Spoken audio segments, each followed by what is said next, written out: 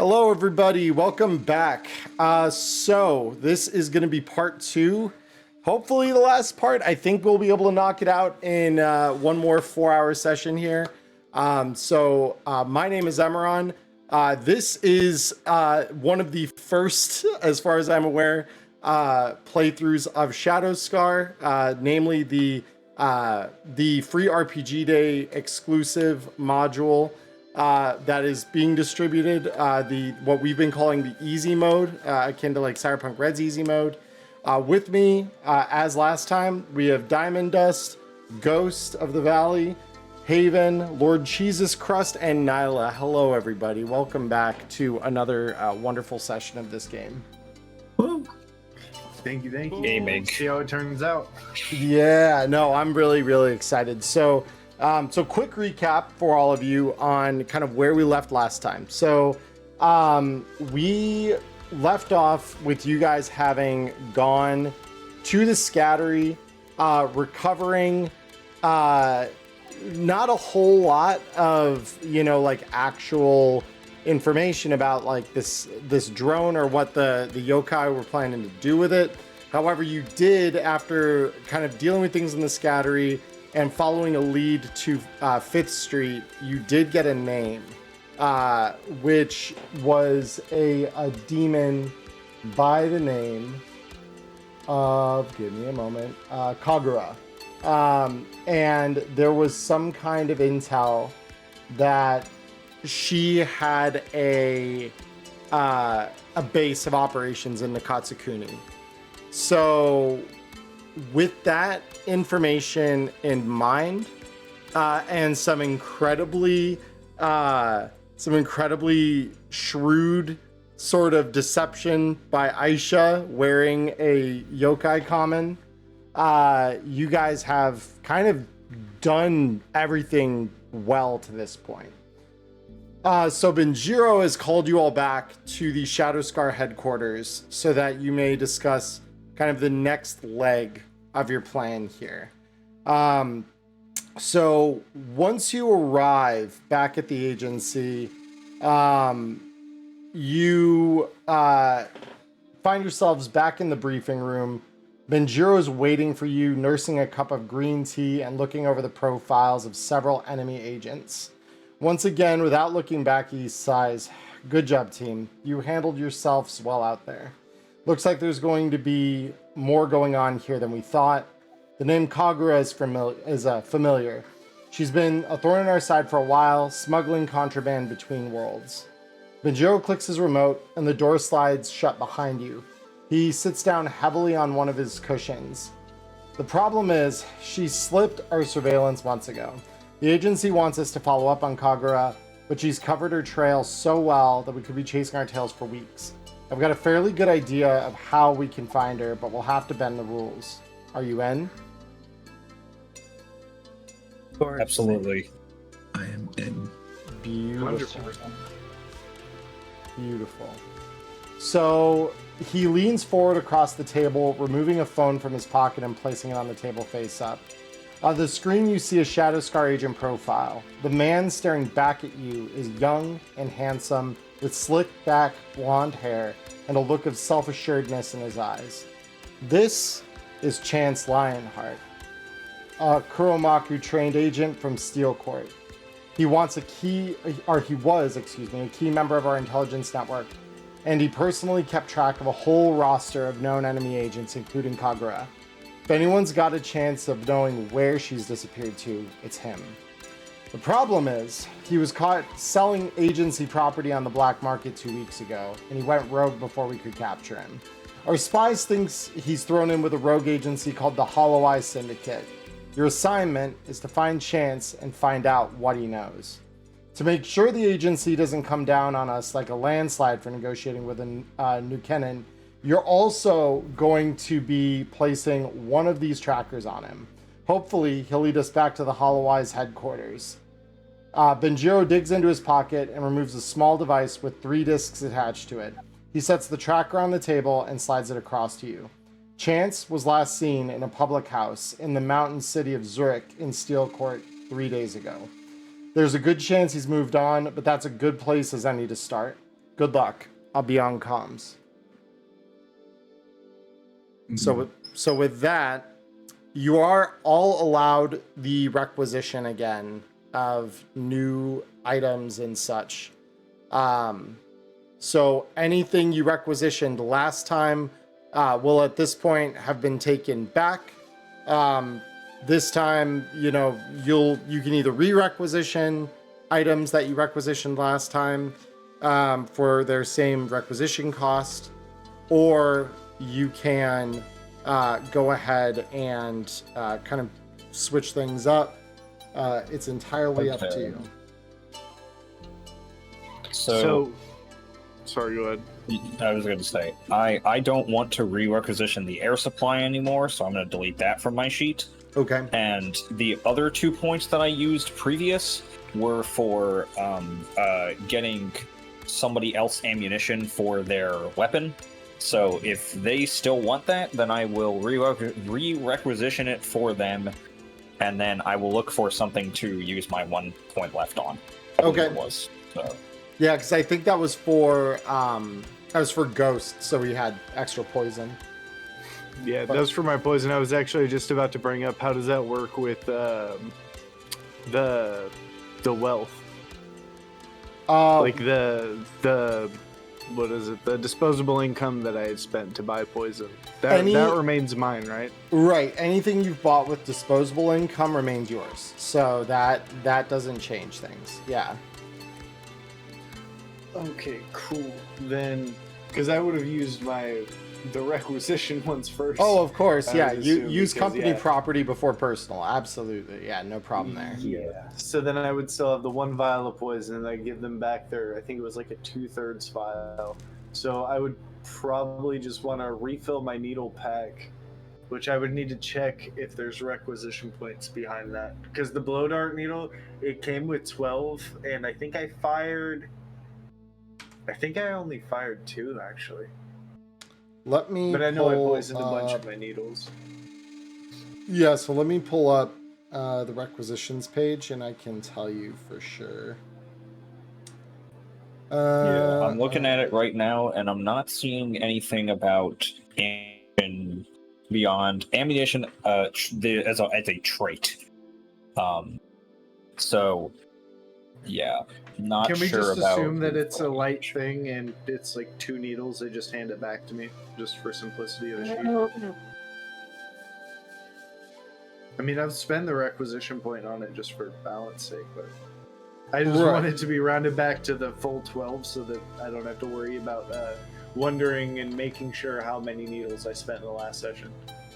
Yeah, like I would say, because the one bit of like ammo, quote unquote, that I do have in the armory is 12 shuriken. So what we could say is for a requisition point, you get another pack of 12. That because that's what that would cost for the shuriken. And so I imagine that it'd probably be a similar sort of thing to just get a new pack of them all together. But that way you got, kind of more than you need. And, whatever you don't use, you'll just get back to them at the end. Yeah, I'll just have like a fat pack of 22, and then basically my ammo pile can refill itself as long as I spend a requisition point. So yeah, then I'll spend the 1 point on the fresh batch of darts, and my other 2 points on that vial of poison back, so that I can have 2 vials of poison for sure. Well, 3, because you said that you would just spend your points on the ammo. I'll give you some of mine. And then I am sorted. And does disposable income come back, or? I think that's monthly. Yeah, disposable income is a monthly thing. So basically, think like in Cyberpunk we have rent, right, where you pay that at the end of the month. Disposable income is the same kind of concept, just in reverse.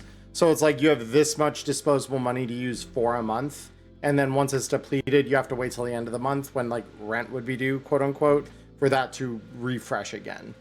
Because you're out of like extra money beyond like what you need for daily living expense type stuff. Yeah. Okay, cool. So I should still have 2 more of that in case anybody needs to petition for extra points. I've got a couple I can dump into something, but that'll be me. Yeah. Also, quick question. So the tracking device, did they give us a tracking device? They did. Yeah, so he put okay. it on the table. So anybody who wants to claim a tracking device into their inventory can do so. Okay, who wants to take it? I will take it.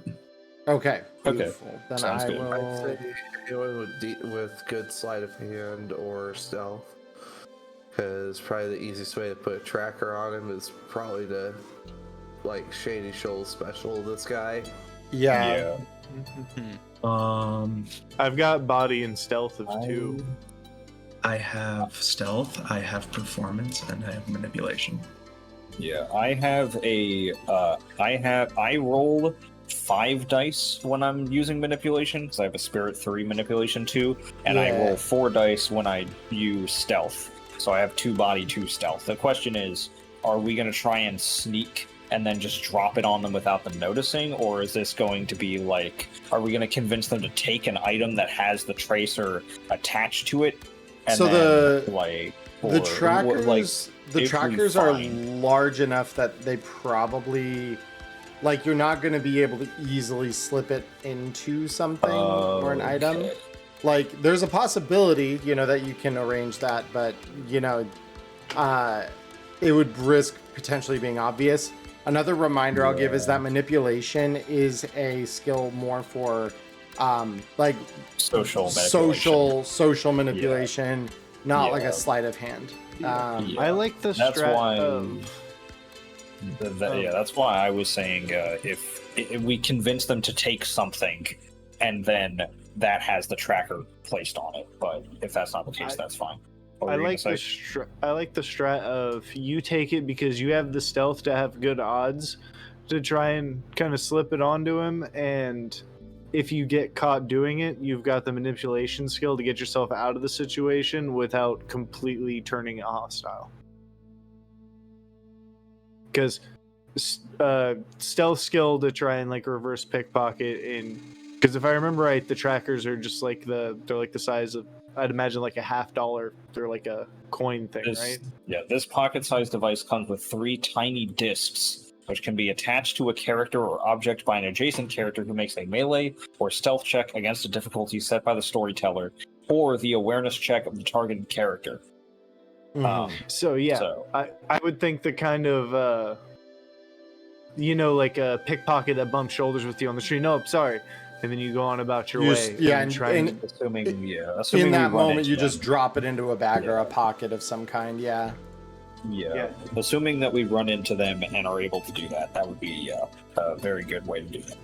Yeah, optimal strat. That's why my vote is for you to take it, because we basically tie in skill for stealth. So out of that toss-up, you have manipulation skill to get yourself out of that situation. So I vote you. So I'm giving the tracking device to Carmen. If everyone's okay with that. That's cool. Diamond Haven. Unless you want me to just punch it into him. Yeah, melee with 5 dice. Fine. Okay. Throw it into his mouth and just punch him in the face to make him swallow it. Yeah. I could just stick it on the end of a dart, plug it into his ass. Yeah. Jesus. There you go. Now we're going off the beaten path. All right. So that's Carmen's requisition and Satoshi's requisition done. Aisha, Hugo, Osamu, what are we looking at requisition? It's a good question. I know it's not on there. What would it cost me to get more of the Corpse Eater? Corpse Eater, probably. Let me scroll up. Most of this stuff is 2 requisition points, except for the mall, which is 3. So what I would probably do is, I'd probably just call it 2 requisition points based on poisons and powders that they do have on there. That makes sense to me in that regard. I'd call it 2 requisition for that. Yeah, and I can use my leftover 1 requisition that I had just to pay for 1/2 of that. So, they can help you out a little bit. For me, how does, I assume they don't requisition back stuff that are consumables. like if you use it, you don't have to give them back a Yeah, existing they might consumable. it might be like, like give us the bottle back or whatever, but like yeah, I mean, Yeah. it's yeah, if you've requisitioned it and you use it, that's what it's for. You're meant to use tools, right? So it's a tool. And so I had 1 RP left over, so that means I have 4, right? Mm-hmm. So I will take 1 flower stem elixir and 1 snake scale solution. Okay.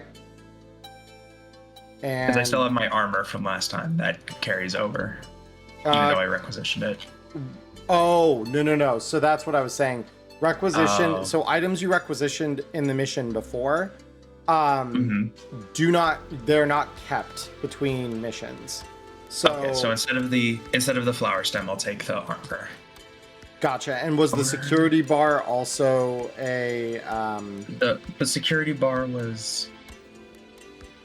No, I'm so sorry. The armor was disposable income. The security bar and the flower stem elixir I got last time. I gotcha. think Okay. so I'd have 3 RP.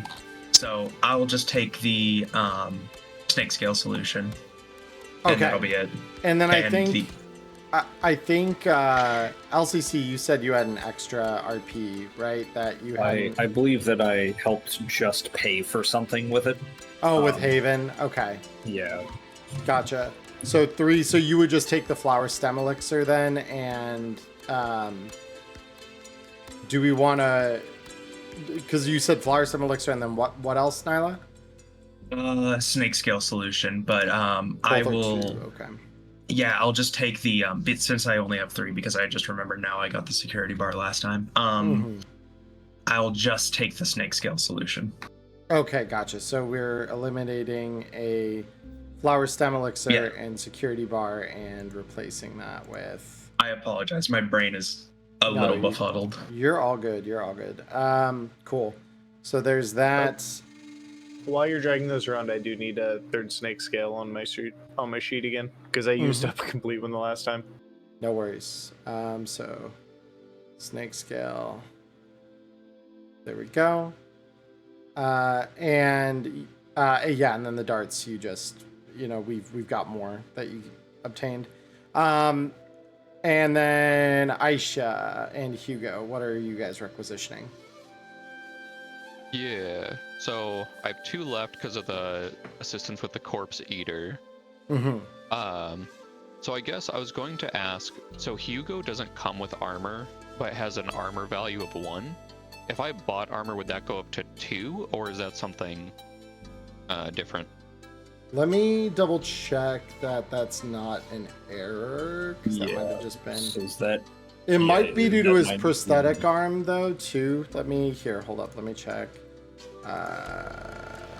Yeah, because in the quick start that he had the armor one.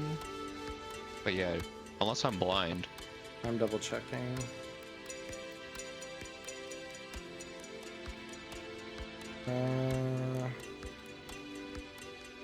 Idyllic, Clerks.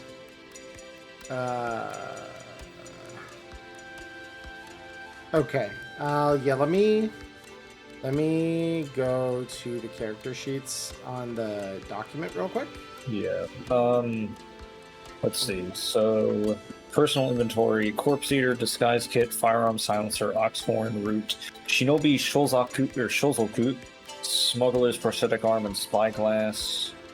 And he does have an armor of 1. So let me see. Yeah, I'm wondering if maybe it's something that happens with like Iron Body or Tough as Nails, or just because of his stats or something. But neither one of those the- are described on here as. Neither one of those Yeah, are I described as think giving that- an armor. I think that may have just been a information input error on the PDF itself. So, or he was meant to also have armor and they just forgot to give it to him. So it's really up to you, Em. Do you think that they meant to give him armor, or do you think they accidentally put a 1 in the section they meant to put a 0 in? Yeah, that's up to you. Well, I mean, yeah, because I believe that they probably, I would imagine that they probably meant to give him armor, because Carmen has it, the same thing where her armor is 1, but she actually has armor in the inventory. So that's my guess, is they meant to give him armor and then it just didn't make his item list. So yeah, but I can Just a small inputting informational error. Yeah, that would it's be like- my guess. That'd be my guess. Yeah. He's made Okay, of German steel. It's that built German different. engineering. Yeah. Yeah, truly built Quite different. literally. Yeah. But yeah, I would say your armor is there. I'll even add it to your sheet just to make that clear. But yeah, I would say you probably have armor. It's just that it wasn't represented in the inventory we got on the pre-made. Okay, yeah, because then probably with the 2 remaining, since we got a tracking device from the mission, we'll do blinding powder. Blinding powder. Okay.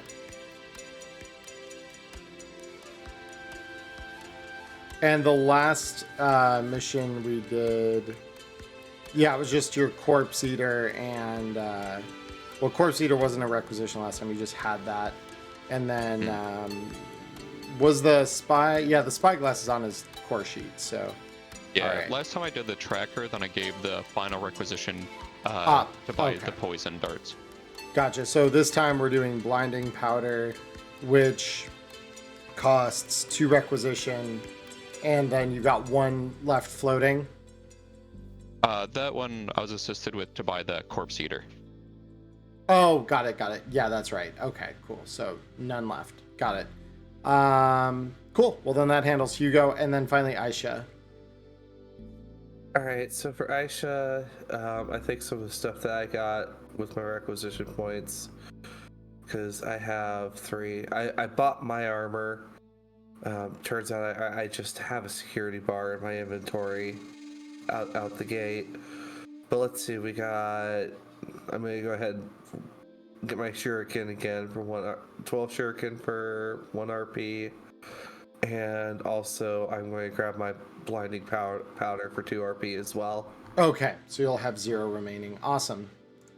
All right. Well, then, yeah, that's everyone's requisition brought to 0. Beautiful. So, Can't wait to dump all of my money on one NPC. let me. You saw nothing. Here is a giant sack of money. You saw nothing. So let's You see this big sack? It has a money symbol on it.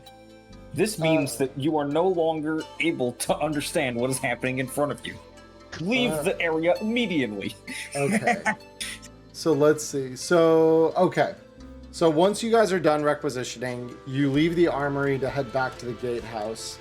And again, walk through to another of the worlds of the mosaic. This time, as you exit the gate, the winter wind bites at you as you step out of the agency-owned watchmaker's shop that serves as the gate port for the steel court in Zurich, and walk out onto its streets. By now, it's getting on toward evening. The sun is beginning to set, but the streets are still busy with a cavalcade of people, horses, carriages, and lumbering steam-powered automatons. It isn't difficult to find the Crooked Cane. The sign is adorned with a twisted stick, and there's a crowd gathered outside. This is the public house that Chance was last seen kind of hanging out at a few days ago. And so the Crooked Cane is a small, cozy public house with a roaring fireplace, freshly brewed beer, and the best rosti in Switzerland. The pub is owned and operated by a cheerful, matronly woman named Leah and her quick-witted partner, Juliana, who handles the business side of the pub. People generally come to the Crooked Cane for its honey ambience and excellent food, but recently, a mysterious man from the United States has started frequenting the pub, telling tall tales of worlds beyond and monsters from the far east. So, you can kind of hear people murmuring outside, and even as you walk in, talking about little trinkets and things that this man has kind of brought about. So with that, so you all get the sense as you kind of hear this murmuring and walk into this pub that this is probably the guy you're looking for, and essentially you walk in and against all odds you see the same face, slick back blonde hair, and as described in the profile you read back at headquarters, the charismatic and very animated Chance Lionheart in the middle of this pub, describing a place from beyond the earth where humans lived in metal tubes and rings orbiting the moon, at the same time showing off a digital camera from Refuge, taking pictures and videos of the locals to their delight. So this man is basically violating every rule of the agency in the Vale, right in front of you. And yeah, the locals are looking on with wonderment. Some of them, as you might imagine, in total disbelief of what they're viewing here. Actions from Steel Court. This is definitely not fitting for the Industrial Revolution. Oh no, not at all. Because this is kosher. This is like the era is roughly the Victorian period, like late 1800s England and the world at large here. But generally speaking, this is not good. It is very, very bad. Direct violation of every rule you've ever been trained to follow within the agency. Okay. I have a plan, gamers. So, I'm going to have everybody huddle around like one small table that's like reasonably far away from this dude. And I'm like, okay, so I got this plan. So I'm gonna try and get up on that camera. I'm gonna ask him if I can like inspect it. I'm gonna ask for all impressed and everything. Shit's from like 100 years ago. Garbage model, completely unusable. Doesn't really matter though. And I'm gonna try and slap the tracer in somewhere, the little tiny like tracer button on it, somewhere where he can't see it. And then we're gonna use that to track him. We're gonna wait till he gets into like a secluded area, or to jump him, run his pockets, and question him. Okay. Any additions? If that doesn't work, we could always try gaslighting. And gatekeeping. And girl bossing. Yeah, it's like I am a master. I thought we might need to calm down public panic if they're seeing images of other worlds. Yeah, to be clear, we need to get him to stop. To be clear, Hugo, as you kind of are assessing this, you don't. It's not really panic. It's more that sort of like wide-eyed astonishment and like disbelief than anything else. So this isn't. So to be clear, this isn't the sort of like piercing the veil kind of situation you'd get out of like a yokai attack, where there is like a threat. All of this is more info hazard than anything else, right?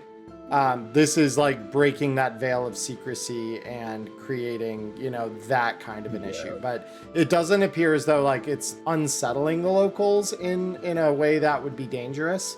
They just appear to be like, most of them just blown away. Digital camera, in the time of Victorian, the Victorian era is not exactly what we call a steam age. Yeah, 150 years before its time, sort of thing. So, yeah, this would be. Sorry, that's still like an information aspect that we kind of. While it's not like a danger and we have to jump on it and stop it, it's probably good to be proactive and maybe like stifle their curiosity in the source of more information before too much info gets out, because like you said, info hazard. But when it comes to the plan, kind of a two-part thing, because we're supposed to be trying to follow him home, right, and figure out where like his mother base is. Yeah. If we can get it planted on him smooth and be chill that way, and then kind of let ourselves slip so that he notices us without us knowing that he's noticed us, quote unquote, and then he needs to go home and report, and then we follow him out that way. Mm-hmm. Yeah. Kind of spur him on towards home. Remind me, exactly what kind of time period this is akin to. Like we're in.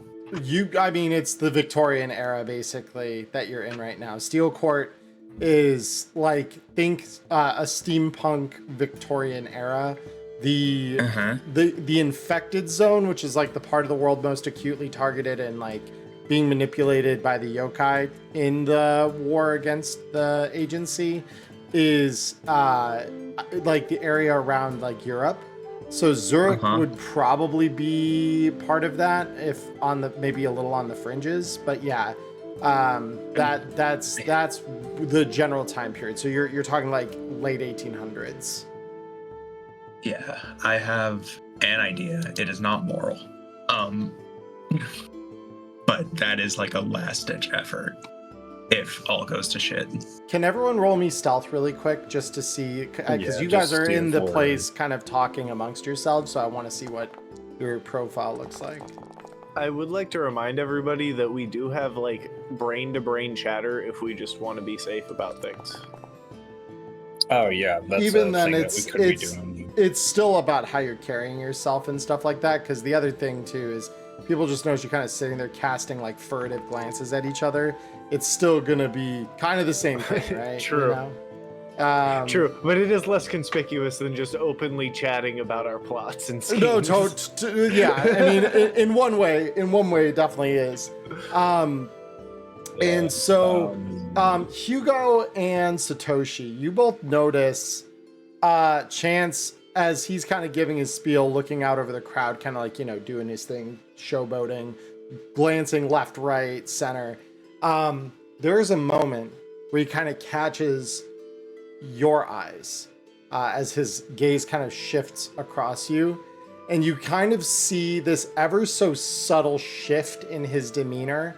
Not so much to nervousness, but you almost see like a slight grin.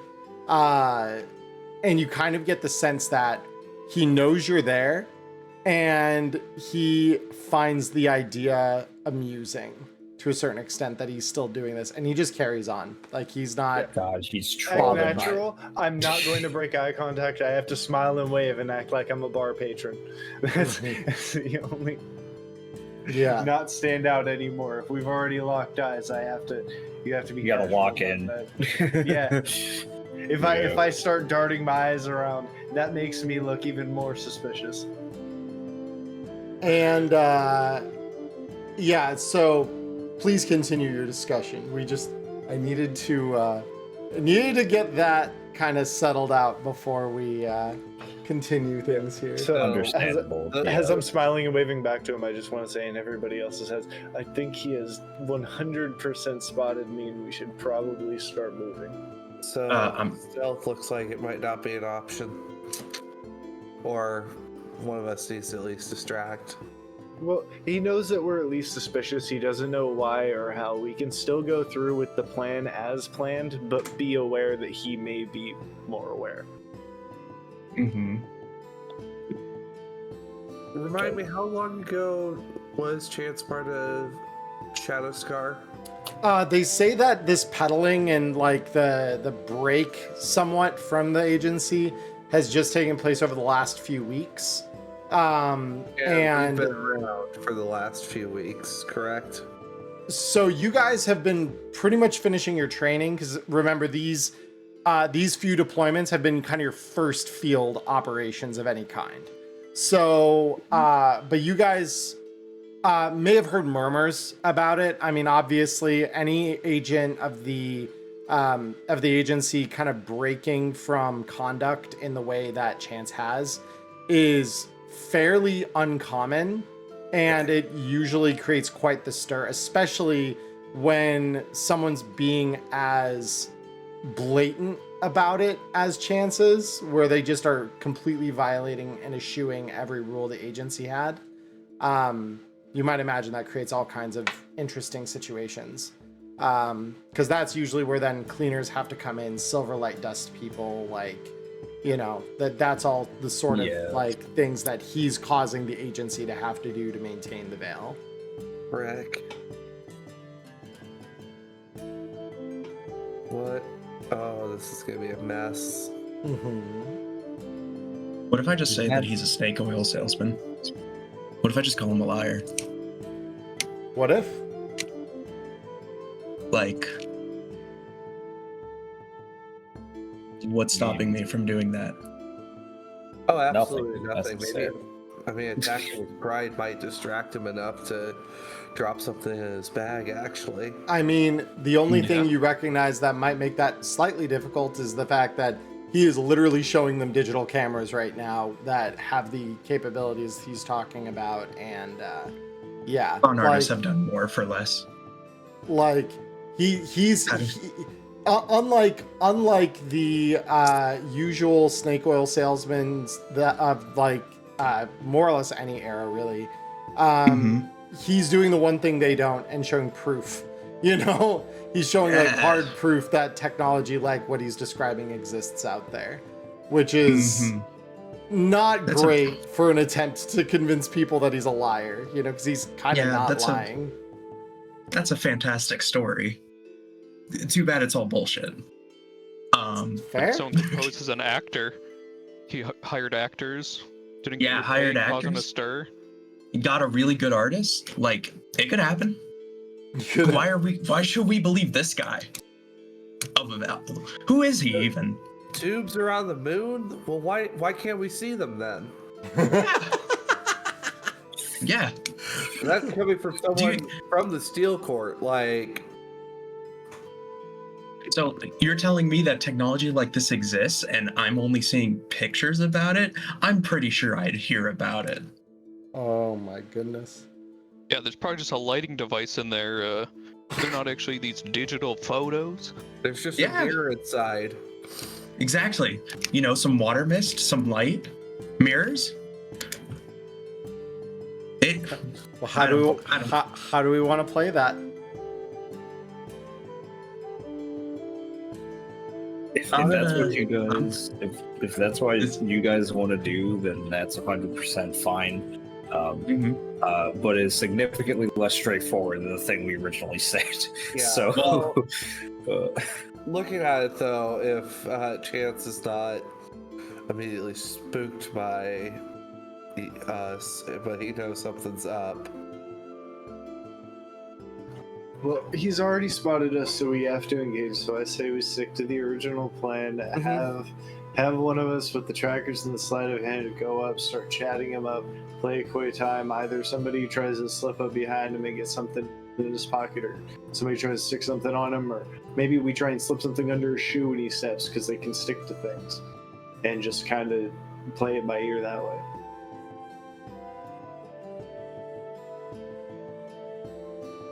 I don't know. It's just if we start questioning him too much about things, he might actually provide more answers, and we might actually spur him into divulging more information that we don't want getting out. Yeah. So, okay. You know what? How about this? I'm gonna go up. I'm gonna strut my stuff. I'm gonna try and charm him. I'm gonna just act as a little model for getting his good graces. And then I'll convince him to come outside and let me see it, privately. And then I'll stick the tracker onto it, or onto him, or something like that. I just was suggesting my idea because we also have now the whole veil issue. That's the whole. You could also do that. You can go tell people about that stuff as well. You can do that at the same time. In theory. So that's it's up to you guys. Actually, that kind of plays off of each other, because if you You get him outside to kind of get a ISO to stick the tracker on him while he's out there. It can be in the bar, kind of talking down all the shit that he was talking about, and get everybody to go, "Yeah, what a dumbass bar story," and then go on about their day. That shit would be awesome if it was real, sort of thing. Mm-hmm. Yeah. All right, I like that plan. Do you think seeing how his outlook for money, that maybe a bribe might also help? Looking over to the others. I mean, do you want to know what he wants? Sure. Okay. How hard would it be to use a Mikyo and keep it on the down low? What Mikyo are we talking about? I'm looking for visions of desire. Visions of Desire? Glimpse the most powerful desire of a character within 25 feet. That one's pretty easy. It's a really low level Mikyo, and yeah, you could probably do that fairly inconspicuously. Especially since you were one of the few people who did pass their stealth check, so it would be pretty low key. Yep, I will go ahead and do that. Yeah. So you do what you need to like gaze forward with that additional magical sight, essentially. And this man has, Sorry, my computer is being weird for a second. Okay. Sorry. No problem. So you gaze forward and see this man is dreaming only of the vast sums of money that he is going to pull off of this village. That is his like current active desire. Like the reason he's spinning these tales and producing these items and giving out these curiosities is it's all money, right? So he's Wait a minute. yeah. So money. So if I will kindly pay you to fuck off. So he's actually probably not going to accept the bribe. Well, Because he desires money, so like a bribe may not be the worst thing. You do reckon that it'd probably have to be a decent sum of disposable income, though, to get him to feel sated. Meanwhile, though, he would be extremely enraged were someone to go in between his plot. Well, we're not going in between his plot, but I mean, if we buy a moment of his time, for starts. Mm-hmm. Yeah, pretend to be someone that wants to buy his camera or something. Oh, true. I'll put. I have one last piece of disposable income. I will hand that over for this then, if that helps. Okay. I have 8 disposable income, so I'm kind of stacked. I haven't used literally any of it. This is my time to shine, gamers. Oh boy, gaming. So I didn't know if you wanted to split the bill on it. It's okay. You're good. I'm ballin'. That is Hey, one of don't my let me character get me. traits. Is What? wealthy 2. Would an insight check, or is there like a bribery check or something, be a good way to kind of figure out how much we might need to hand over to really make it? Yeah. So Osamu, since you're the one who can kind of see this guy's desires right now, I'm gonna have you roll the insight check for me because you might have access to that knowledge. Woo! That's a good ass roll. All right, beautiful. 2 insight, baby. Yeah, so that's 4. That's 4 total. That's insane. All right. So you get the sense that, like, again, doing the cross mosaic conversions and things like that, it roughly equates to 4 disposable income you'd probably need to get this guy to listen to what you have to say or have a conversation with you. I'll pony up one of mine. I mean, Carmen has just pointed out she has 8. That she's like, I'm willing to throw all Okay. any. Yeah, I'll let Moneybags handle it. All right, yeah. No, I didn't realize that, so no, yeah. I'm keeping my Pay to win income. Yep.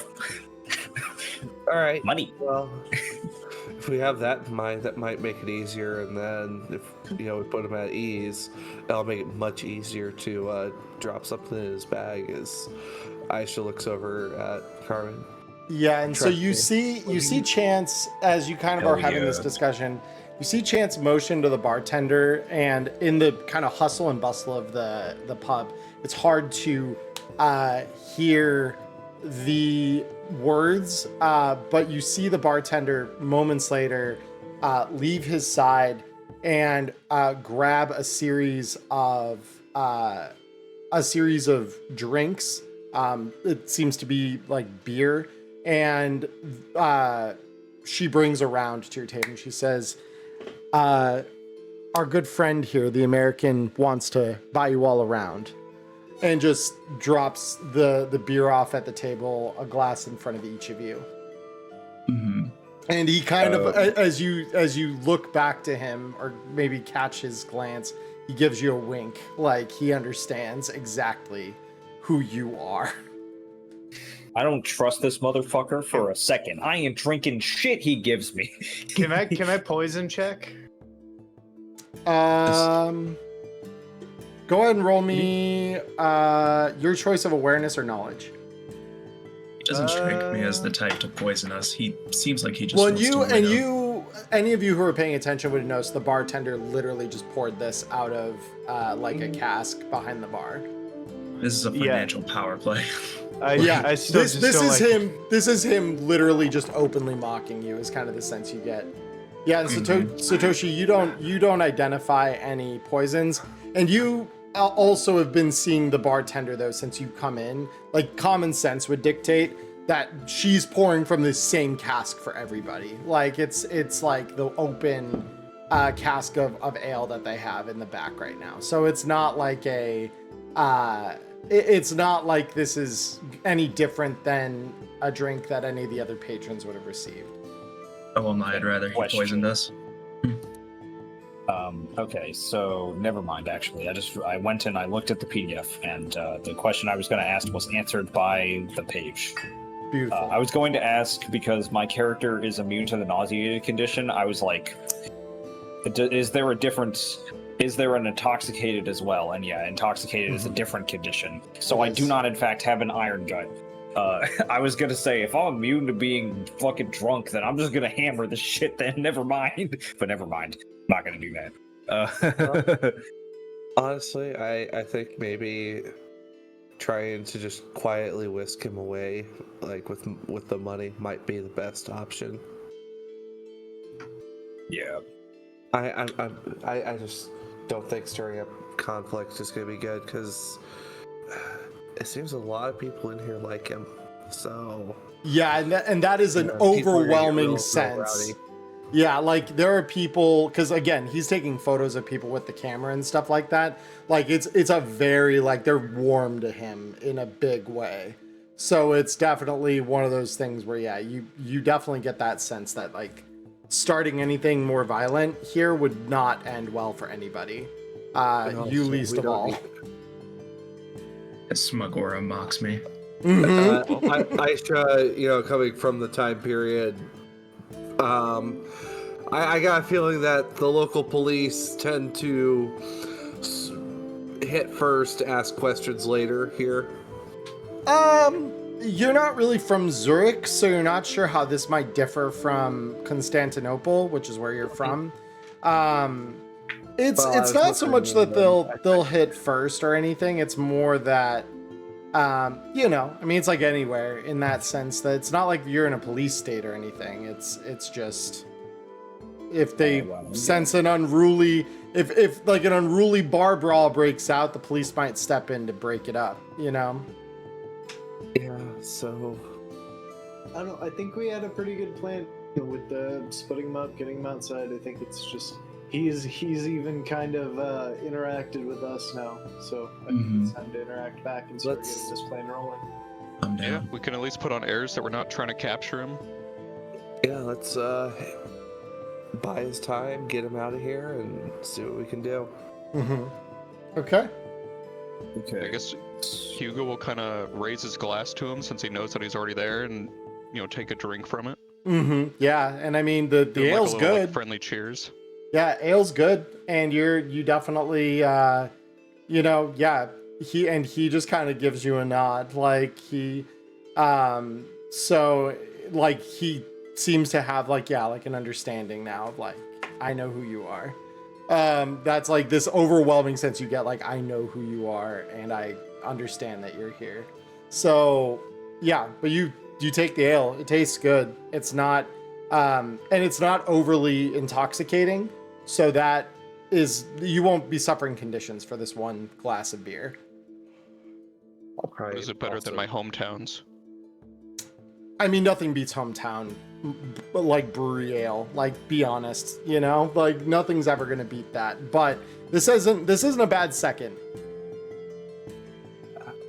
I'll probably also drink mine, just in an attempt to show favor, and then I'll probably follow Carmen when the time comes. Beautiful.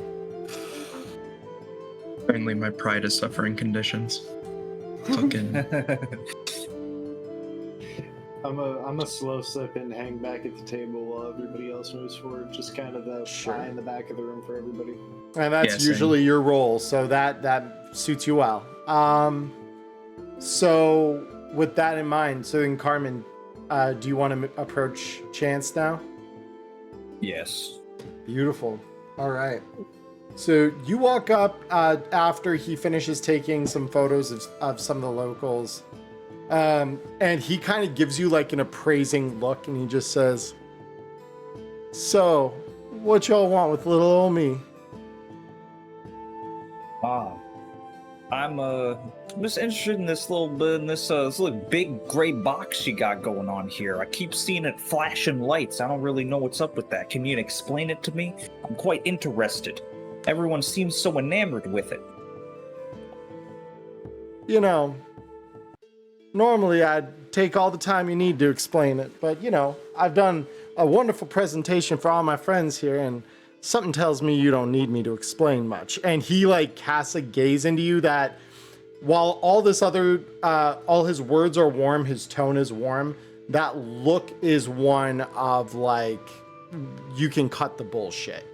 Like, it's very serious and to the point, and it kind of puts you back a little bit, where you're just like, oh, like you feel that coldness Fucking behind daggers it. from his eyes. Mhm. Yeah. Like, it's like, again, that even stronger sense of, I know who you are. Like, Okay, so I'm going to so I'm gonna walk up to him. I'll be like, okay, and I'm gonna throw my arm around his shoulder, all friendly like, be like, okay, how about we have a conversation outside? I'm still real interested in this big gray box you got here. And I want to see it a little bit closer, maybe ask you some questions. And I reach into my pocket and I pull out my pocketbook, or whatever the equivalent would be in this scenario. sure, like your And wallet just- or whatever, yeah. Yeah. And I'm gonna be like, I might want to like take it off here or something, and I'm gonna like flash it a little bit. And you're- I have like a little. And are you flashing that equivalent of like 4 disposable income at him, essentially? Yeah, pretty much. I'm gonna have like the bills kind of like pop out of it and be like, I might want to take it off your hands, and shit like that. I'm paying, And- basically. That's the summary. Right. So with that, he kind of glances at that, and now like you can see that like cold look in his eyes soften, and he says, "Well, I mean, if you're gonna bring money into it, you could have just said so. Yeah, let's go take a quick step outside." And he kind of gets up and he just throws his hands up. "Sorry, folks, show's over. I got another meeting to attend to, so if y'all be excusing me." And he just kind of parts the crowd, kind of picking up the little odds and ends he has and putting like a bag over his shoulder, and he kind of walks forward through the now parting crowd out toward the street. So, While he's doing that, would there be any instance in which I am not being watched by him or passers-by or like other bar patrons that I could theoretically try and slide the tracker into one of his personal bags or something like that? So even if he does, and even if I do buy the thing from him, I can get it in. What were you going to say, Diamond? Well, seeing how I'm with Carmen, is there any way I can assist her, like trying to keep, eyes off of her?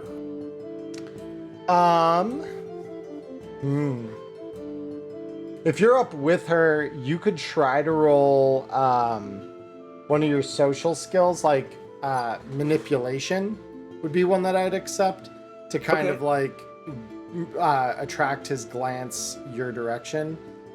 You kind of get the sense that, he's more focused right now on, getting things together and kind of partying the crowd. So let's see. Okay, 1 success. So yeah, it's not gonna do a whole lot. As you kind of get up and try to like catch his attention, he glances at you for like a moment and then he just kind of continues kind of work in the crowd. So this is going to be unmodified for you, Carmen.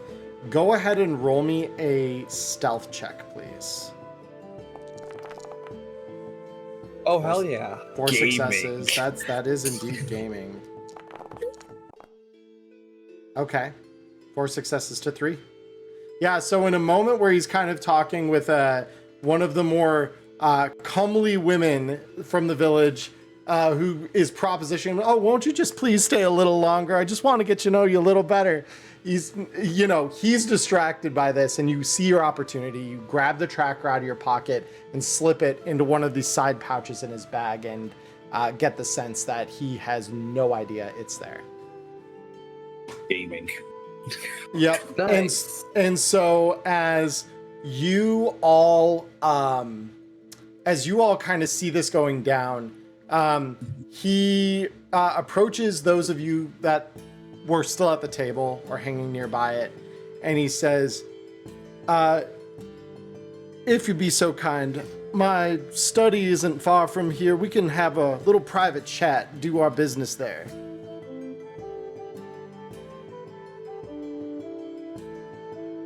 I don't trust him, but I'll trail a little bit behind him once he goes to walk out. Sure. I mean, you also recognize you're 5 to his 1. Like, if it came to it, you could probably take him in a fight. Yeah. Unless he's like secretly a super demon that has like 16 more billion HP. No, well, He's taking us somewhere where those odds flip. I mean, could be. That is also a possibility. You do get the overwhelming sense, though, that, like, I mean, if you want to try and roll, like, an awareness or something.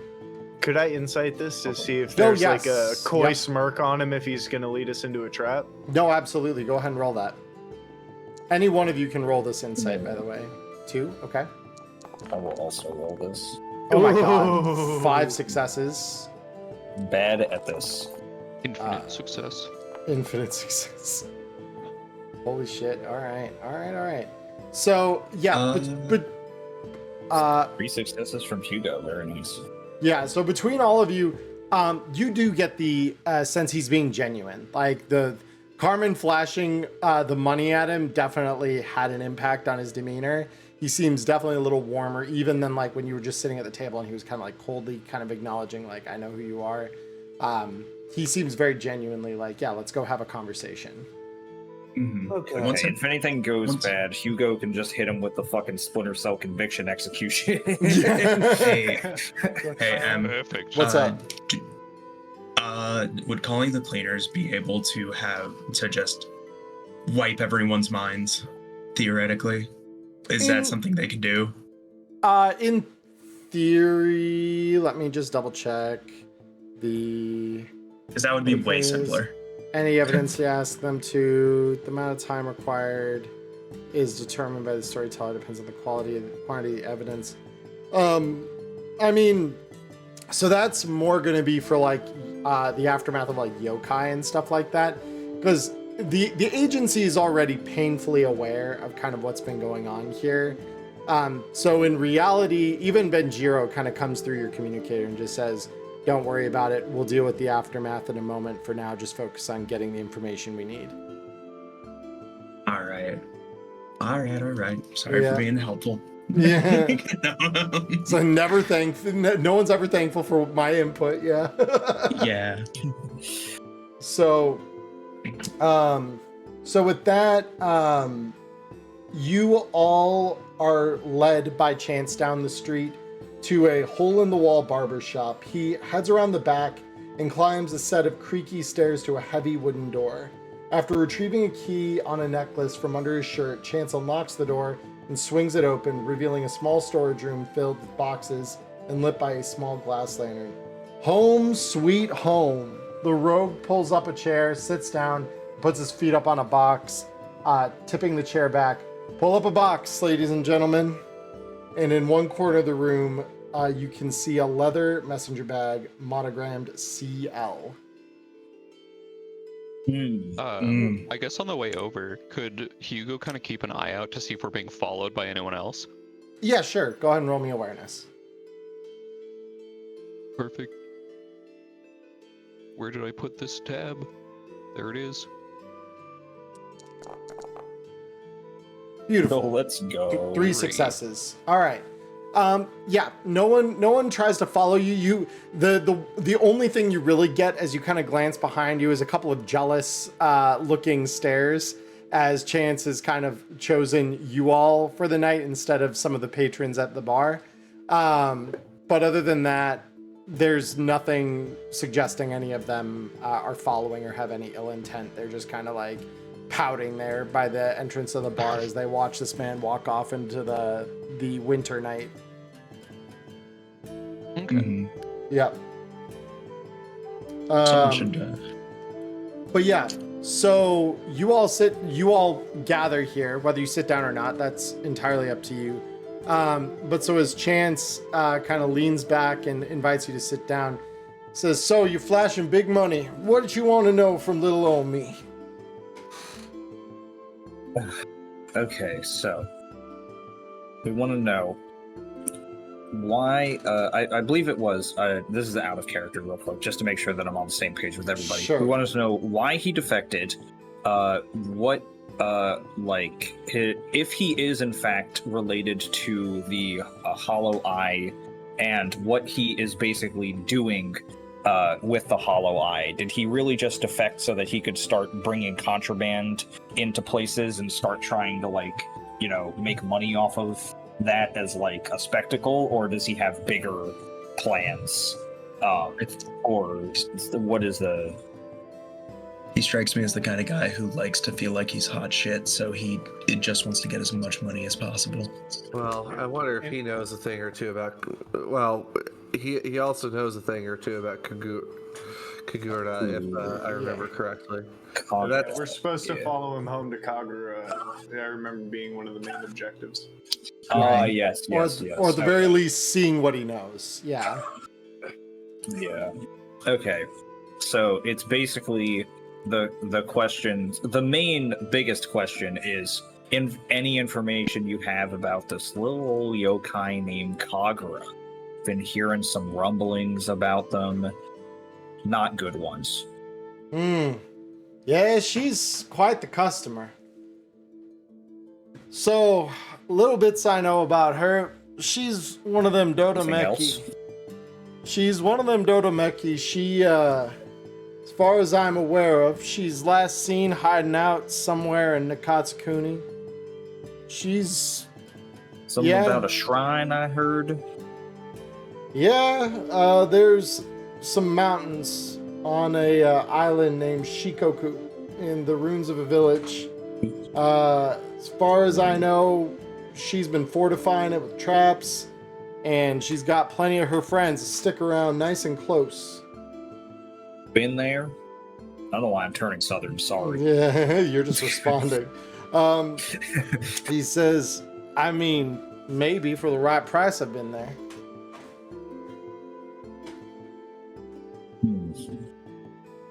It's a really nice bag you have there. Thank you. Where'd you get it? I might want to get one. Oh, you know, some leather worker south side of 5th Street, if I recall. Got it. I'll keep that in mind. What you got in there? Alright. Oh, you know, this and that.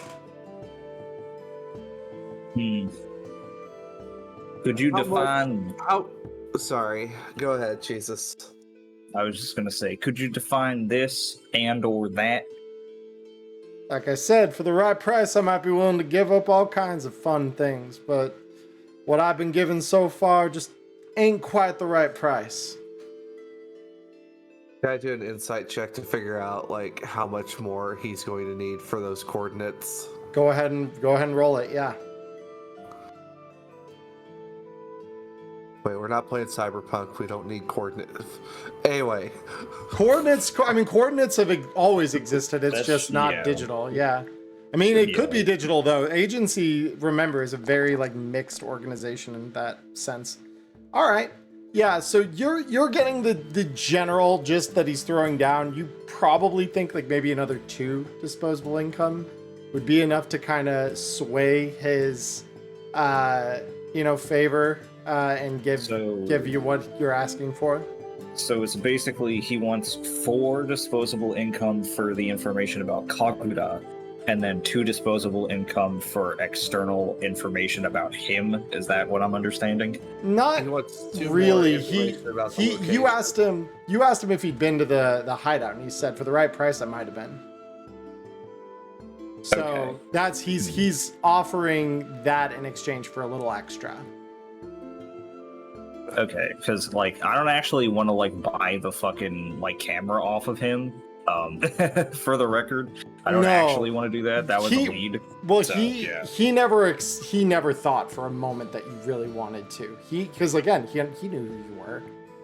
Yeah, and Well, so I can offer up my last disposable income towards trying to get this out of him, because if that's going to make our job easier, that's great. Mhm. Yeah, same. I'll put up Okay. the other half of that with my last one. I wouldn't mind that. I cannot. Or I set my could disposable pinprick him with income one of my. to 0. Okay. Or I could pinprick him with one of my poison darts. People are usually pretty honest on their deathbed. Not against it. Anyway. But yeah, I was in that case, I was going to just pull out of my pocket the money he's asking for, Mhm. and just be like, give us everything you know about Kaguda, their base, and your affiliation with the Hollow Eye. That is their name, right? The Hollow Eye. Hollow Eye Syndicate. Yep. Yeah, the Hollow Eye Syndicate. So And then he grins wider, seeing the money, which he promptly takes. He says, "Well, thank you, man.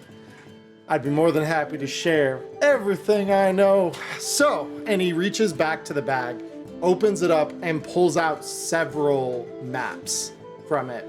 And he's from it also produces a pen that he starts kind of circling areas. He says, "So last I checked, she had a couple of friends with her there. We had a couple of, let's see here. Oh, what was they? Shit. It was 3 Kappa, 3 Namahage, and an Akaname. Maybe you've seen a couple of them. Seem to be working with a few of them as close associates. But, importantly, there was a little hidden hidey hole me and a couple of my associates used to enter the village last we were there. And if you go here," and he circles a spot next to a river, just a short distance south of the village. There's a little hole. You can just duck in there, a little cave, swim under the water there. You pop right up in the middle of the base, none the wiser for their little sentinels, guards, all them kind of folk who'd want to see your head on a fucking spike. Also, little fun fact. I don't know who yet. This is the part that we still are developing some intelligence. But Kagura is definitely working for someone else. We don't know who. We just know that in order for her, as someone as powerful as she is, to be working with anybody, it's probably someone important. So you may want to take that back to the minders who sent you after little old me for this information, because I assume you're not taking me in. I don't see no handcuffs. So, with that in mind,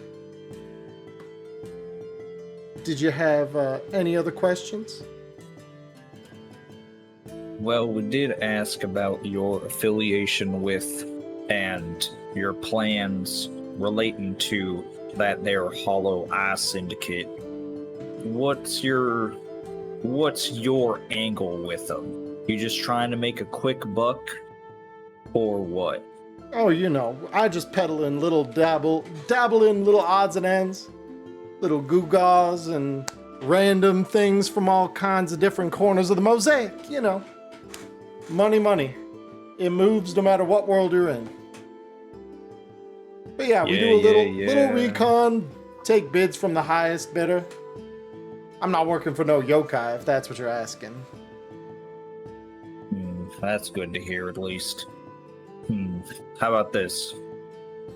What did it take for you to renounce this little peddling scheme you got?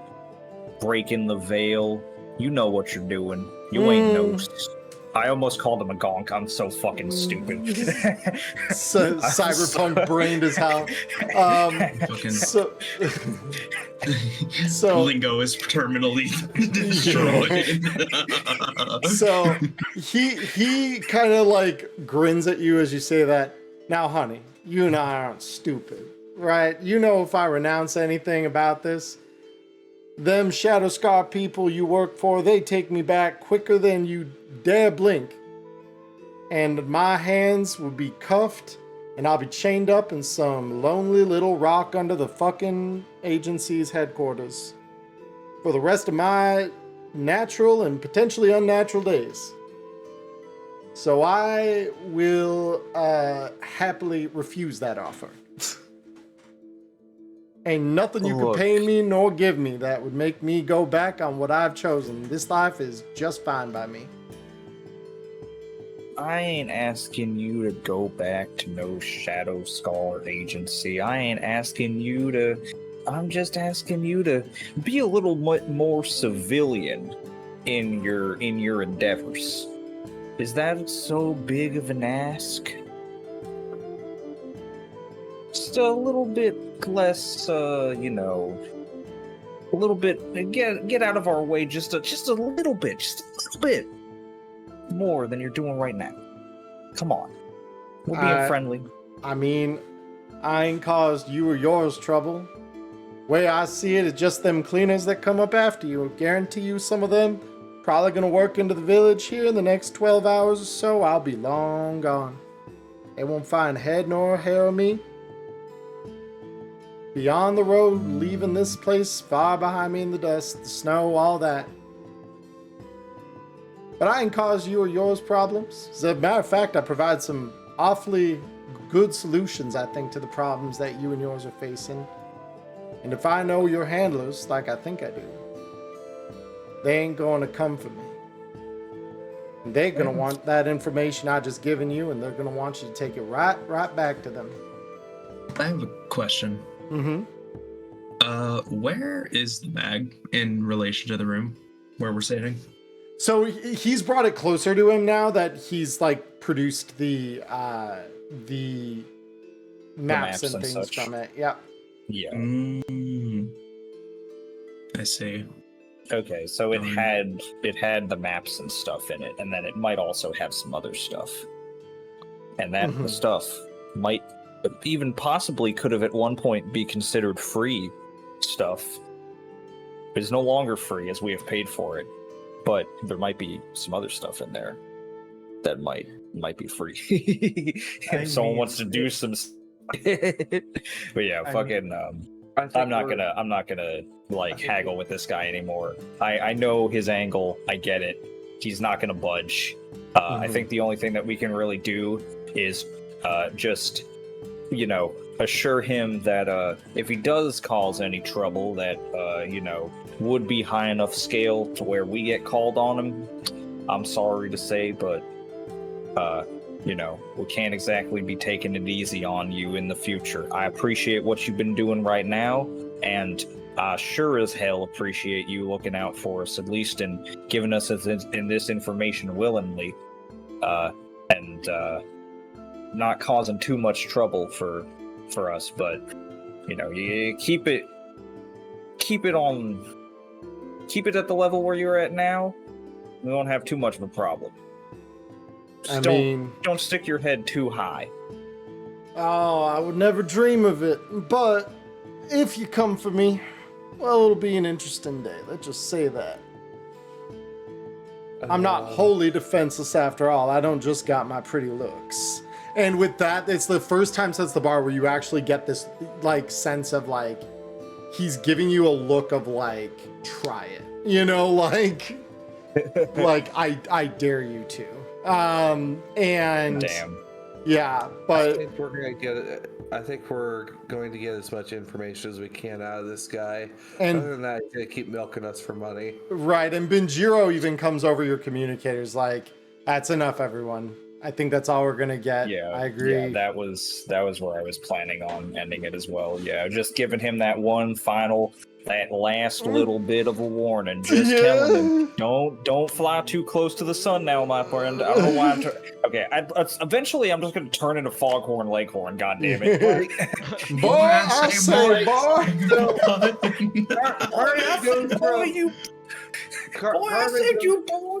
From Sorry. Race Latina to Northeast accent to Southern accent to boy, I said, boy, you need to watch out for that Kagura. She gonna ruin your day. Boy, I said, boy, you watch out for that Kagura girl. She will come and mess you up faster than a fucking road runner on a hot summer day.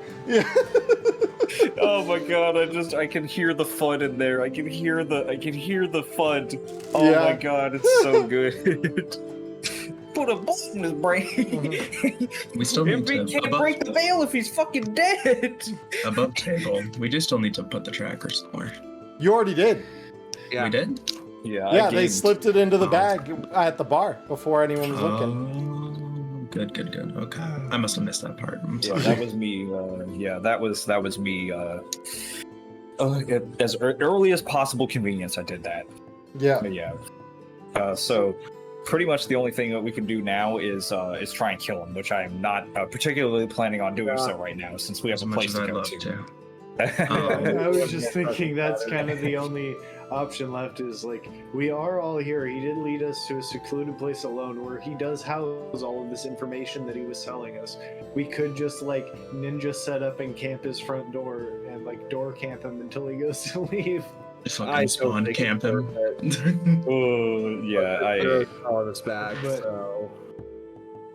But yeah, I'm not too fixed on that plan. If everybody's ready to move on, I'm not that worried about that much info. I'm good to go. Yeah, I mean, you guys got a ton of information about your actual mark and things from him. So, by all accounts, this was an overwhelming success. And honestly, because of the two disposable income that was given by two of our friends here, I still have 4.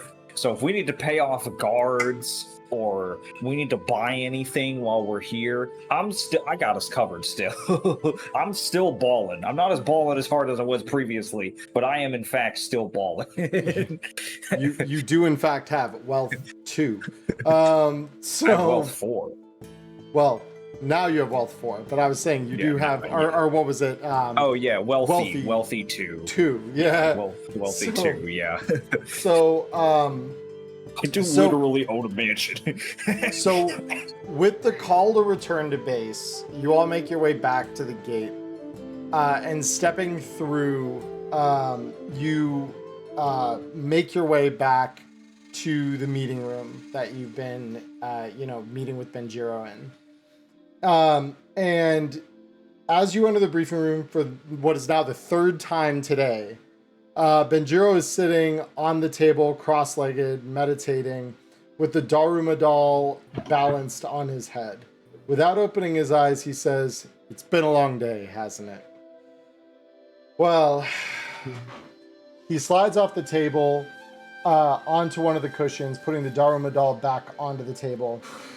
You really got the short end of the stick for your first mission out of training. Benjiro types the coordinates into the system that were given to you by chance, and the main screen lights up, showing a sky view of the island of Shikoku. A red dot appears in a forested mountain range near the center of the island. This is our target. Hopefully the last leg of this journey. You know the objective. Find Kagura, eliminate her. Make it through this, and I'll grab a bottle of plum wine to celebrate. Now you're speaking my language. And so with that, you have the opportunity to change requisition at this point. You could keep the items that you have if you are good with them being what they are. Or you could switch them if any of them are not to your liking. But yeah, this is going to be your last opportunity to requisition before confronting the yokai and her little army of soldiers. Yeah, I'm stacked on poison. I'm confirming Nylah out. Yeah, I will also. So you said that you wanted the. You said that you're stacked on poison. So do you not need the poison that I would give to you, or do you also want that? I have enough for 9 shots of poison darts, which unless people can heal themselves, that poison will inflict them to death. So unless you're worried about me needing to poison more than 9 people, I think we're good. Yeah, and I mean, based on the body count, he kind of said, it sounds like there are less than 9 people in the settlement. Because, you see Aisha lift up the 2 masks. We still have our friends here. Yeah, sorry. There's a... slightly of pickle juice. Yes, pickle juice gaming. Smelling vaguely of pickle brine. I got another weird hitch on my fucking audio, so I missed a little bit of that, but I think I'm fine. Beautiful. I suppose for those of us who are very uninformed, what the fuck is a Dodomeki? So, a Dodomeki is a... So go ahead, actually, before I give you anything too detailed here, go ahead and roll me a knowledge check. Can I also roll on that? Because I'm kind of curious what that is. Oh, absolutely. Yeah. So Aisha gets 3. That's honestly pretty good. 1, 2, 2. Okay. So collectively, you're all able to kind of, obviously discuss and things, because again, the requisition phase of every mission is kind of a planning phase, right? More than just getting your gear, it's also kind of assessing what you know about your targets and things like that. So a Dodomeki or 100-eyed demons are kleptomaniacal yokai born from humans who show a particular propensity for greed and theft. Dodomeki stalk cities looking for things to steal and people to rob. They use the many eyes covering their torso and head to watch in all directions as they steal anything that isn't nailed down. If confronted, a Dodomeki can shoot fire from their eyes or breathe a noxious gas, which can leave a grown person coughing and retching. Their most dangerous feature, however, is their ability to see in all directions at once. However, these eyes are extremely sensitive and make good targets. So for the record, I'm going to drop a token for one of these below you all so you can kind of see in the archive what this looks like. Oh, yeah. I actually want to re-up on my breathing mask. Actually. So, yeah. I would like to use 2 of my requisition to grab that. So what would you be swapping out from your current loadout? I haven't spent any RP on myself until right now. But that's where I'm saying, because if everyone else is keeping this, it was the poison. So because I paid for we the have poison 6 for shots of poison then. yeah, then you'd have 6 shots of poison, because that would deduct one off, because everyone else was kind of saying, yeah, we're good. So, The breathing mask. I have a question. what's up? When does key refill? So you can take an action at any time to refresh it. There is I'm finding it real quick in the rules. But it's a... Give me just a moment, I'm finding it. Recovery action. So you can take a recovery action at any point during combat to regain a key point. And so you could have taken that at any point between now and when you guys were leaving Zurich to kind of regain that. Basically, just you give yourself enough time to focus and kind of breathe. I will shoot my key reserve then back to what it originally was then. Yeah. Same. Everyone's key should be max. Yeah. I guess in that case, if gas is going to be a problem, I am going to trade in. No, apparently I bought my shuriken. Okay. Alright. Well, in that case, then that leaves me with enough to get my breathing mask, so I will get rid of the security line. Air supply is what it's called. I'm looking at like the breathing mask itself on page 43. Oh, so yeah, because you had during the last requisition here, Diamond, I think, because you took, I believe, the armor and the blinding powder. Maybe? The armor, because I bought the armor. You bought the armor. I'm pretty sure I'm confident I bought the shuriken. Now I requisitioned a second security bar and blinding powder. That's what it is. Okay, so in order to have enough of the breathing apparatus here, because I'm gonna pull this back up now. In order to do that, you would need... Just going back down here.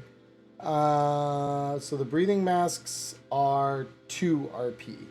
So you would basically swap your blinding powder for it if you wanted to do that. Shit. I do have an RP left over that I can help you if need be. So. Well, because again, we're into the you gave out all your RP last time, so unless that causes, because I believe you combined one of yours and Haven took one of his, so Yeah, we can put back the corpse eater since I don't think we're needing to be too stealthy on this. Okay. So yeah, it's up to you. I was gonna say, assuming that we've all gone back to where we were before, that it's up to the person that I was going to help out. So based I'll on give you that, one back. okay. So based on that, then so there would still be enough for the blinding powder then, and the breathing. The blinding powder will probably be really, really helpful dealing with someone The one thing you probably have to give up then would be, unless, Haven, are you donating your point that went into that as well then, or would you want something else? Because I got rid of my second security bar. Oh, you did? Okay. Yeah, then we've got enough. Okay. So that leaves Haven with a floating point, but that's okay. So then I will add your, Also, for anyone who's watching, I am terribly sorry. I sound real funky. I am like congested as hell. It's springtime is that kind of way. So, so let me see, because I was adding the breathing to the air supply here. How much would an extra pistol mag cost? An extra pistol mag, I would probably rate it the same as the shuriken, so the 1 requisition point. Okay, yeah, I'll probably do that just to have a little bit more ammo. Totally. Okay, beautiful. All right then. So, with that in mind, Any other changes to your equipment? I'm all good. Okay. Beautiful. So with that, let me just pull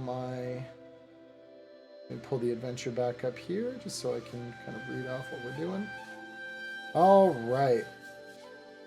So, so the journey into the mountains, because again, the prime dimension, if you will, of the mosaic with relation to the Shadowscar Agency is Nakatsukuni.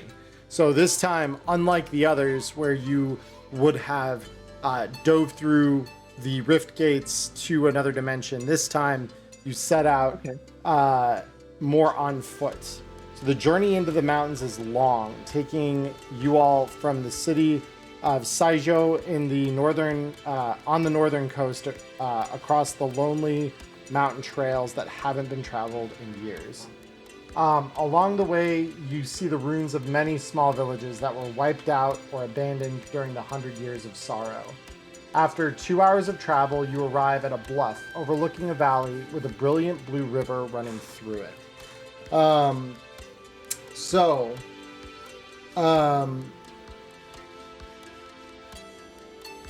This is where we find ourselves as we kind of set the next scene. So, I'm just reading over here to make sure that I don't give away more than I need to. So, from the bluff, the ruins of the village, again, are built on the edge of this river, at the top of a high cliff. You can see it is lit, because by now it's, descended into nighttime.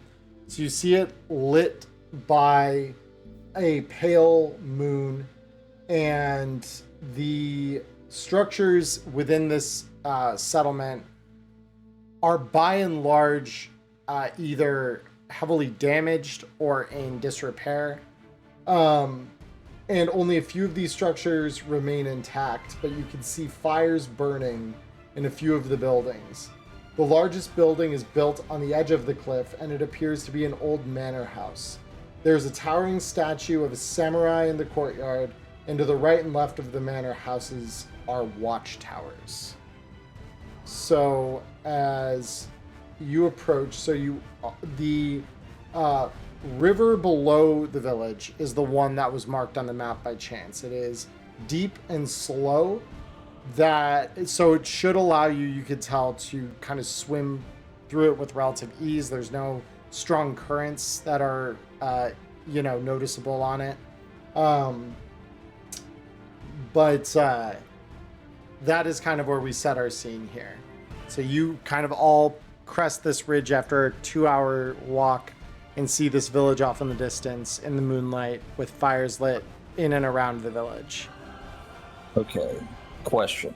Mm-hmm. May I be wearing my Shinobi Sozoku? Mm-hmm. Okay, thank you. I Yeah, would Hugo like to will probably do the also- same. I'd like to join in that and get all broke Same. up for this. And then I would like to see if I can spot any active guards, either in the watchtowers or on patrols outside of the perimeter that might see us. Roll awareness. I'd also like to join in the costume party. Bet. You need an awareness check?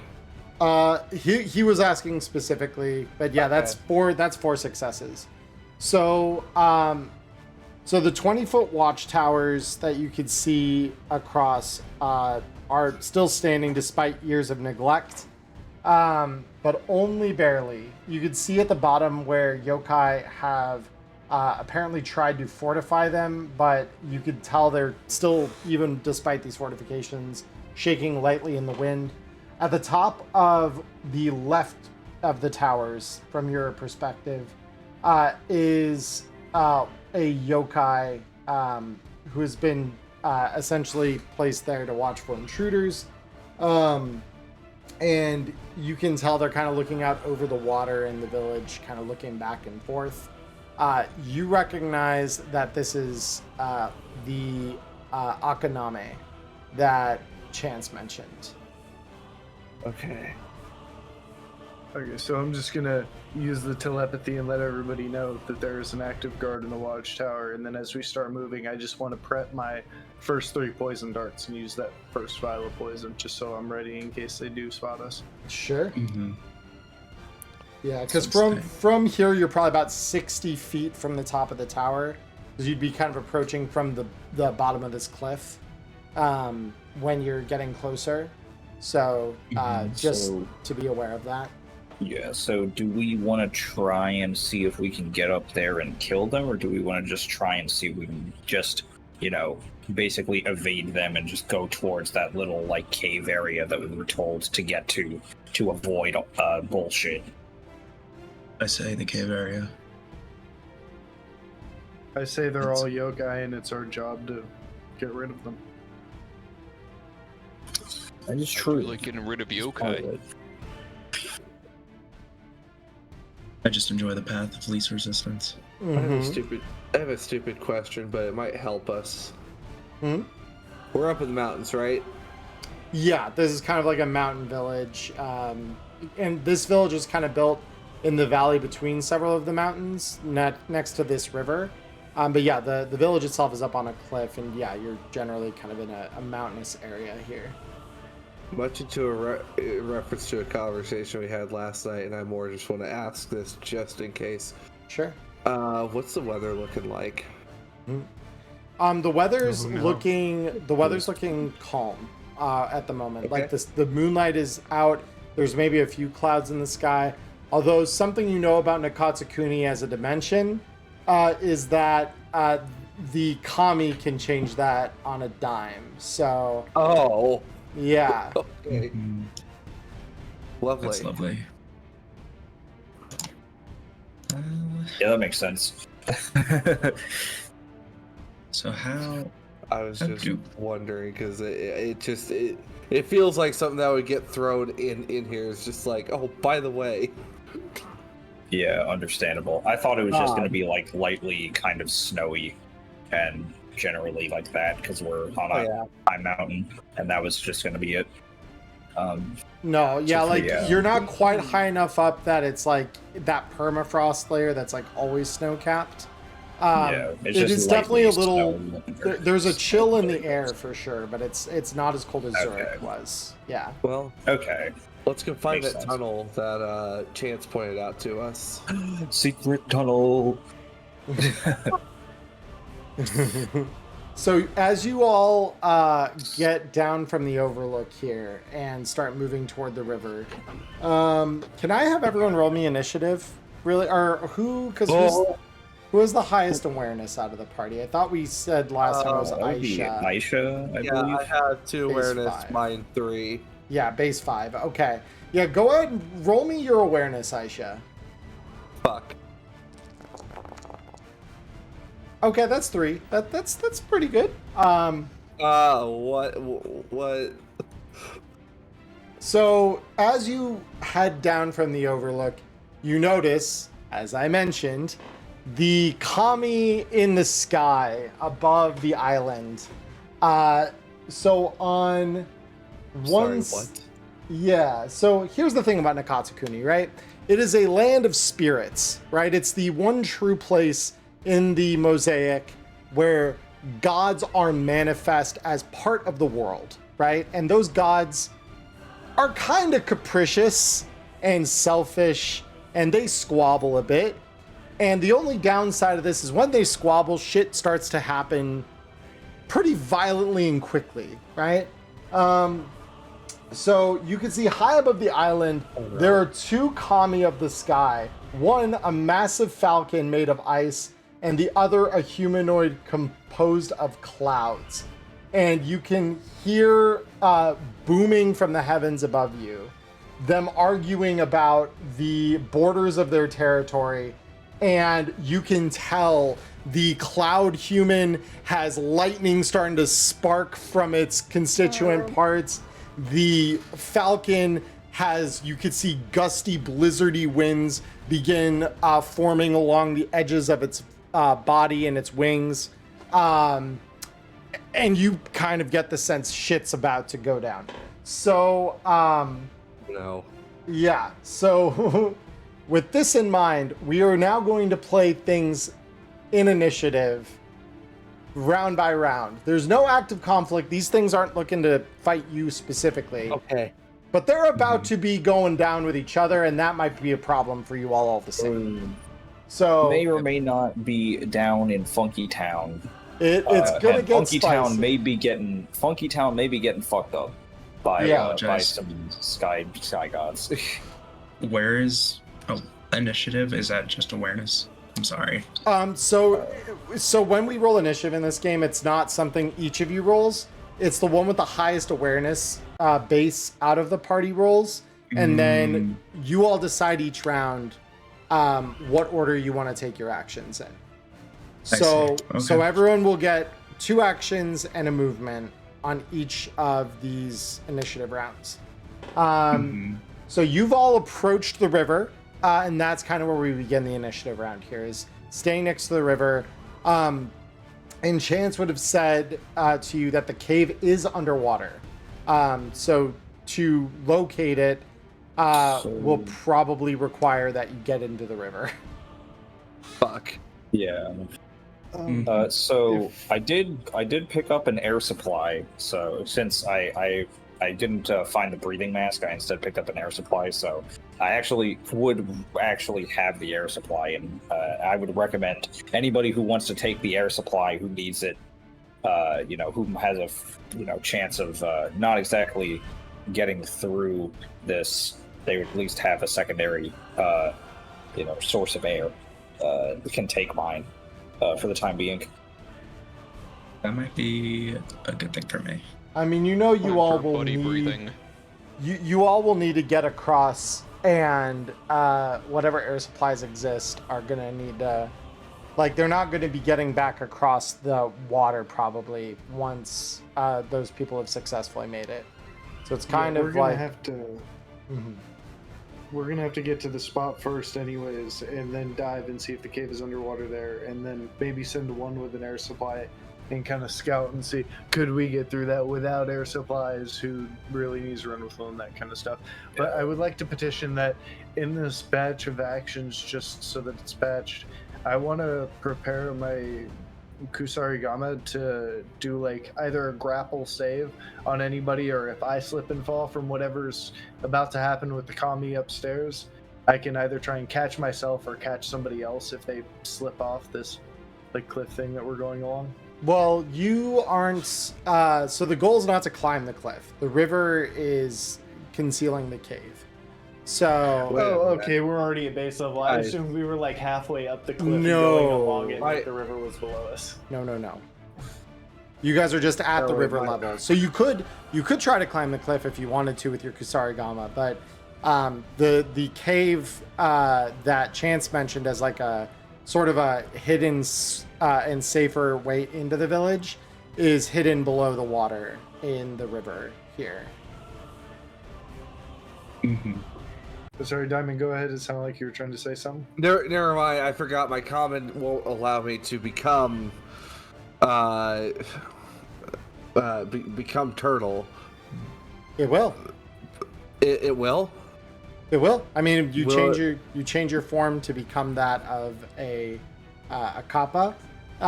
So looking at your allow me to be able to swim and breathe a little bit better.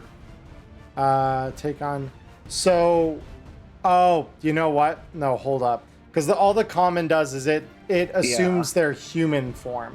Yep. So it doesn't actually change you into them. It changes you to look like them when they're human. So that's all it is, because it's a disguise mask for them. So. Wait, should I be the one that goes up? Because. I mean, it's sounding like all of you might need to go up. Yeah. I actually, because of my homeland ability, I am immune to the nauseating condition. Additionally, I can hold my breath for 30 minutes instead of 1 minute. Yes. So I am probably the person who is going to be the best to scout through this this water area. I want to go to the water temple, gamers. Beautiful. So, Let's make it Everyone happen. else. Yep. Yeah, Everyone because- good on that? Yeah. I guess my only other question would be, is this air supply like small enough that we could do like buddy breathe it across, pass it around underwater as we're trying to swim here, or nah? Potentially, it is dark. So once you're under the water, that darkness is only going to get worse. So there's the possibility of that presenting some difficulty there. Unless you're like literally, attached or something like that with like rope or similar. Right. Well, we Well, do I do have have an air supply, so if anybody wants to buddy breathe with me, they can hold the other end of the Kusarigama, and that's how we can stay tethered. I have bindings, so I can connect two people to each other, one to each arm, if need be.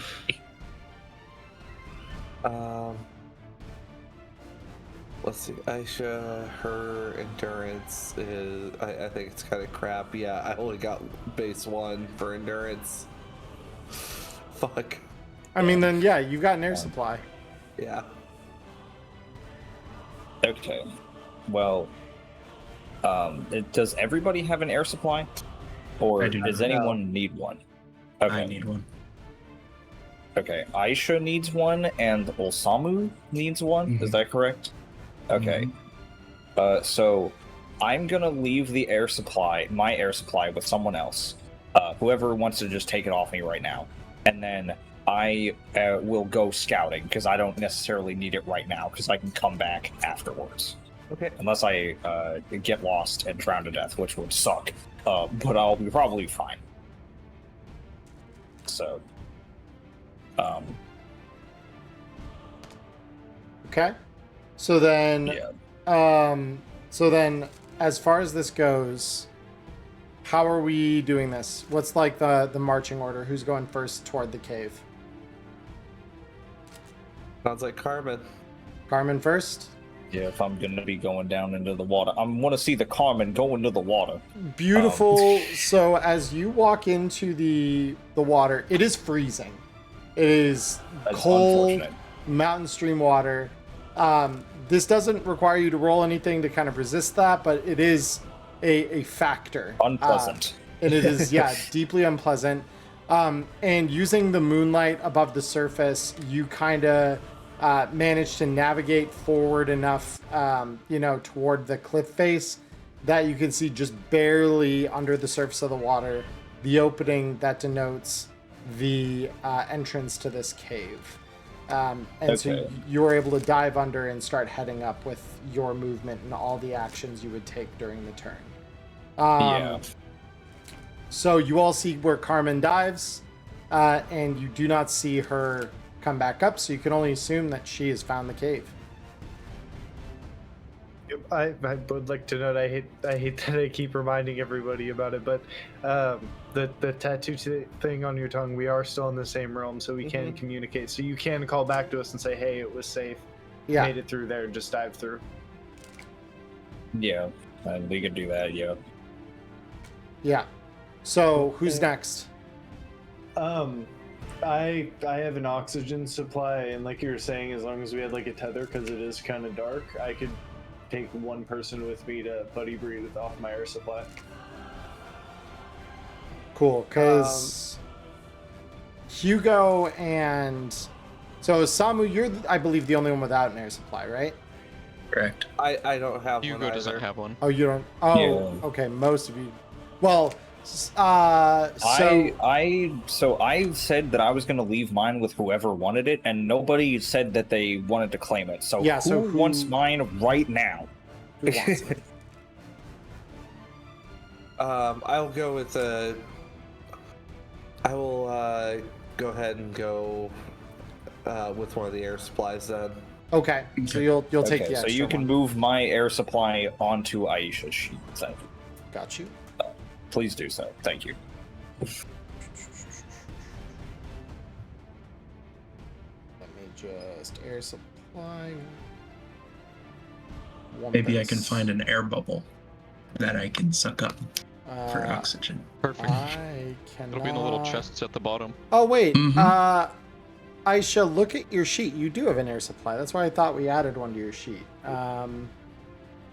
because that was what you requisitioned. No, I got a breathing mask is what I got. Oh, I yeah, that must be yeah. another item that we. Yeah, it's a didn't separate go. item that you did not create. Yeah, I will create because that it then. wasn't on any of the sheets originally. Yeah, so I'll just delete the air supply off Carmen's sheet, and then I will create the item really quick. Create item. Breathing mask. And I just won't bother with. I won't bother with filling in the All right. item effects and stuff like that. As long as we know you have it, we can reference the rules. Yeah.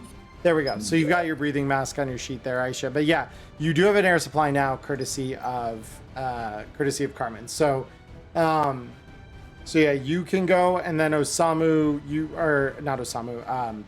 rather. You can kind of go down with whomever. It is worth noting that everyone can hold their breath for 1 minute, which is 10 rounds in initiative, at a minimum. Carmen can hold her breath a lot longer from her astronaut training, but yeah, 1 minute is 10 rounds in combat in this game. So that's what we're dealing with here. I will grab Osamu needs someone with an air supply, correct? Mm-hmm. All right, I will grab Osamu, and we're both gonna go into the water. Beautiful. It's fucking cold, really fucking cold. But yeah, you get again swim out across the river to the point that you saw Carmen dive down, and sure enough, there's the cave below you, and you're able to dive down, enter the cave, and begin swimming through it, feeling along the walls. It's a relatively narrow passage, so you're able to kind of feel along the walls, buddy breathing as you will, coming up slowly through the flooded tunnel. Nice. All right. Yep. Satoshi and Hugo, who's next? Well, I guess we can Well, buddy breathe this. yep, I figured I would hold like the sharp end and hand him the like longer weighted end of the kusarigama as kind of a tether to each other, Yep. and then use that so we can guide the passing back and forth of the air supply. Very cool. Yeah. All right. Yep. So you both dive under the water in the same spot, fucking cold water, and you head up through the tunnel. So the tunnel stretches on for about 40 feet, and as you come up through the tunnel, eventually you breach the surface of the water, and above you, even though it is very dim, you can make out a small round hole of light at the top of the uneven tunnel shaft. There's plenty of handholds and footholds for you all to take advantage of climbing up the rest of the way, so it won't require anyone making a check. As you climb up, let me just see here. So you arrive at the base of the statue of the samurai in the manor's courtyard, as you kind of emerge up. So you've got a little bit of coverage from the base of this big statue. And thankfully, it doesn't appear that anyone is that close to the statue to notice your arrival. So as you all arrive up at the top of the hole, this argument between the two kami in the sky above has gotten more vociferous. It has gotten loud, and it looks like it's about to get really violent. You see snowflakes begin to fall from the sky that was before you started going through the water, which again, it's been less than a minute, coming out from the water and heading up the shaft here. And you're beginning to notice like that those snowflakes begin to fall, and you could already see the beginnings of that blizzard forming against the Falcon Kami. That's a problem. So yeah, that is where we are. The other thing that you're seeing is there are floating islands along the kind of expanse of the sky above the village as well. And these kind of hovering all over the place. And your understanding is that these probably will start getting moved around by the coming storm. Already you can kind of start seeing them gently begin kind of moving with the rapidly intensifying wind. So yeah, this is about to get incredibly interesting. With that, as you come out of the hole below the statue here, you can, let me see here. I'm just double checking something here. So I thought Chance said it was like to, oh gosh, what was it? you just decided to take you up into the village unseen. Oh. And so you're here. You're in the village. And you haven't All right, been seen yet. I thought he specified like where in the village it would drop us, but all right, never mind. No, you're good. You're good. That would have cost 2 more disposable incomes. Then can I look around and try and ascertain like where what looks like a point of interest, like where the main collectives of people, where does it look like the main gathering areas are that we can probably try and skirt past, like just get a lay of the land? Yeah, go ahead and roll that. Let us see. Awareness, go. I'll probably Holy also shit. take a look to see what we got around here. That is 5 fucking successes. That's Yeah, crazy. that's really good. All right. So Satoshi, this is your area of expertise. Obviously, you're kind of the scout, the one who kind of sticks back and sees things, as they kind of unfold. So one of the things, and I think this may have been an error here. So where this kind of empties out is just next to. So the statue is on one side of things.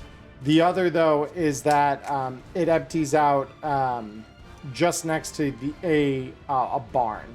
And so as you look around and listen, you can hear that there are some yokai nearby arguing about something. And they sound like they're on the other side of the barn right now. But you can hear their voices moving like they're walking together. And they're arguing about how much it's going to take to fix this thing. But that is, that is kind of where you're getting right now. You already know about the Akaname up in the watchtower from when you were kind of scouting things out. The other thing you actually notice is that at the top of the statue you've come out of, or come out at the base of, I should say, you see a small security camera pointed toward the manor. Oh. Shit. And you, let me see, what else have we got?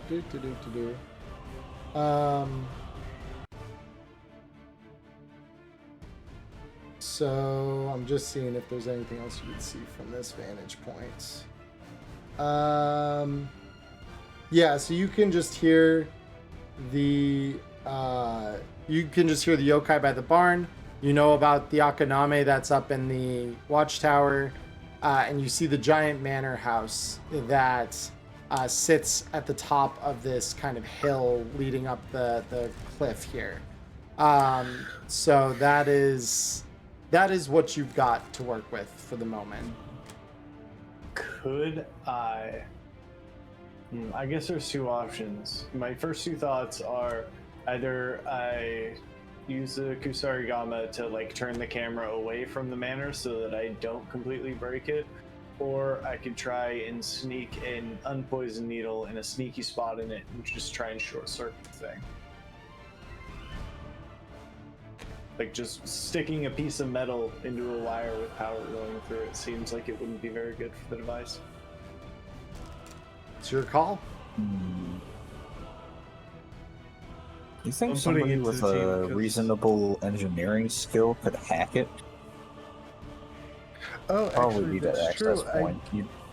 I Well- do have engineering. Would I be able to like get up there and cross a wire or something and just make it loop itself? So to climb up this thing, so the statue is relatively, ruined. You could say, it's kind of falling apart. It's not in the best shape.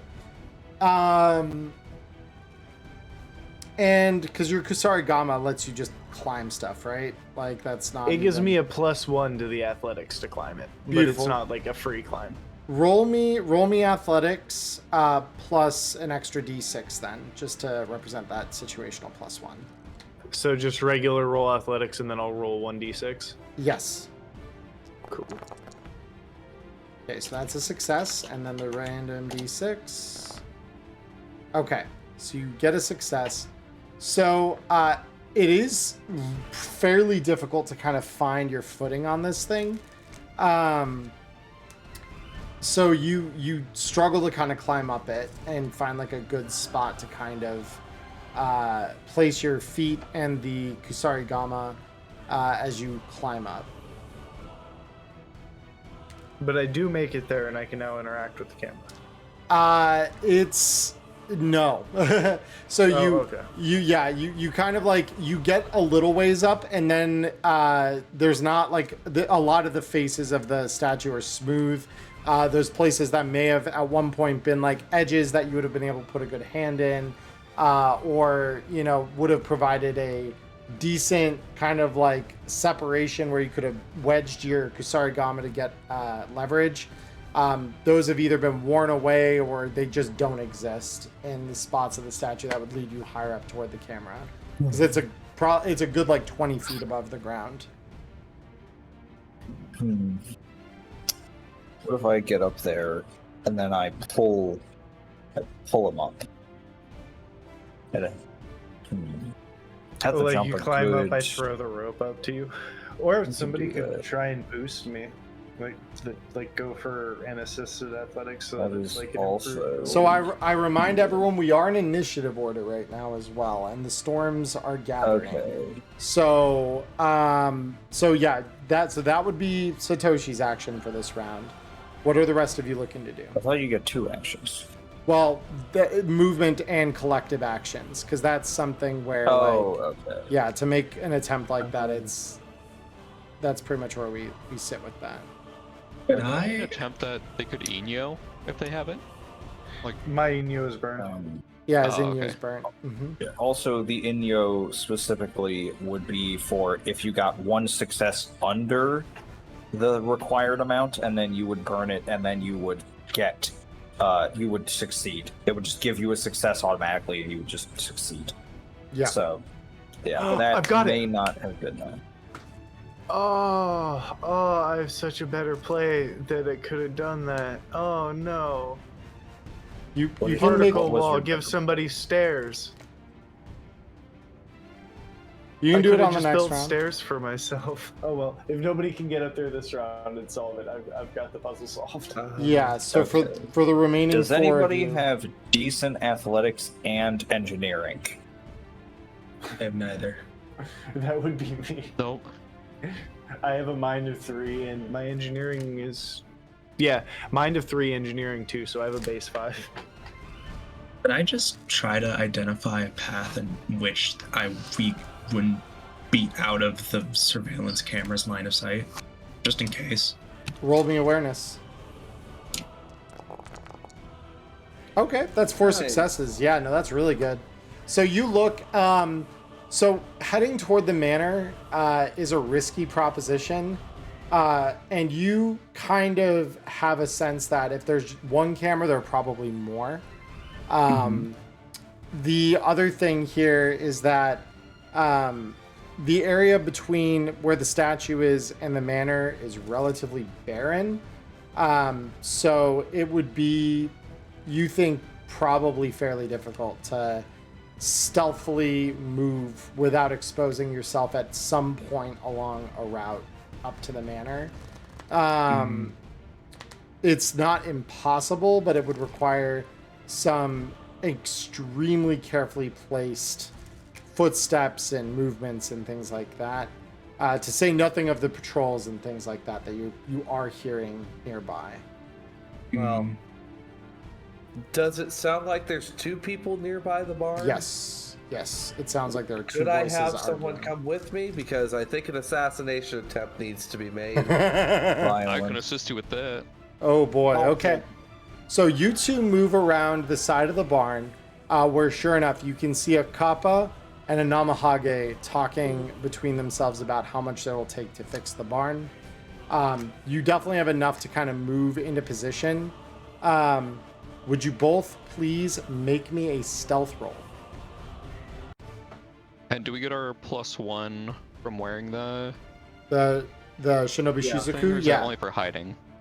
Let me double check here what we've got with that.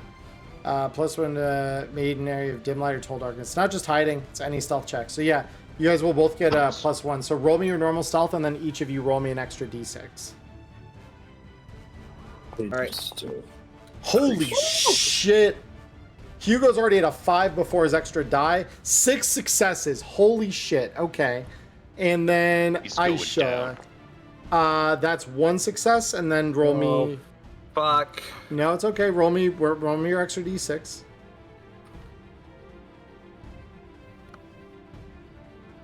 Come on.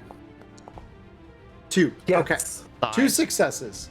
So, with that in mind, let me now roll awareness for the Namahage and the Kappa. So, awareness on the Kappa is just a 1. Perfect. Awareness on the Namahage is none. Oh. So,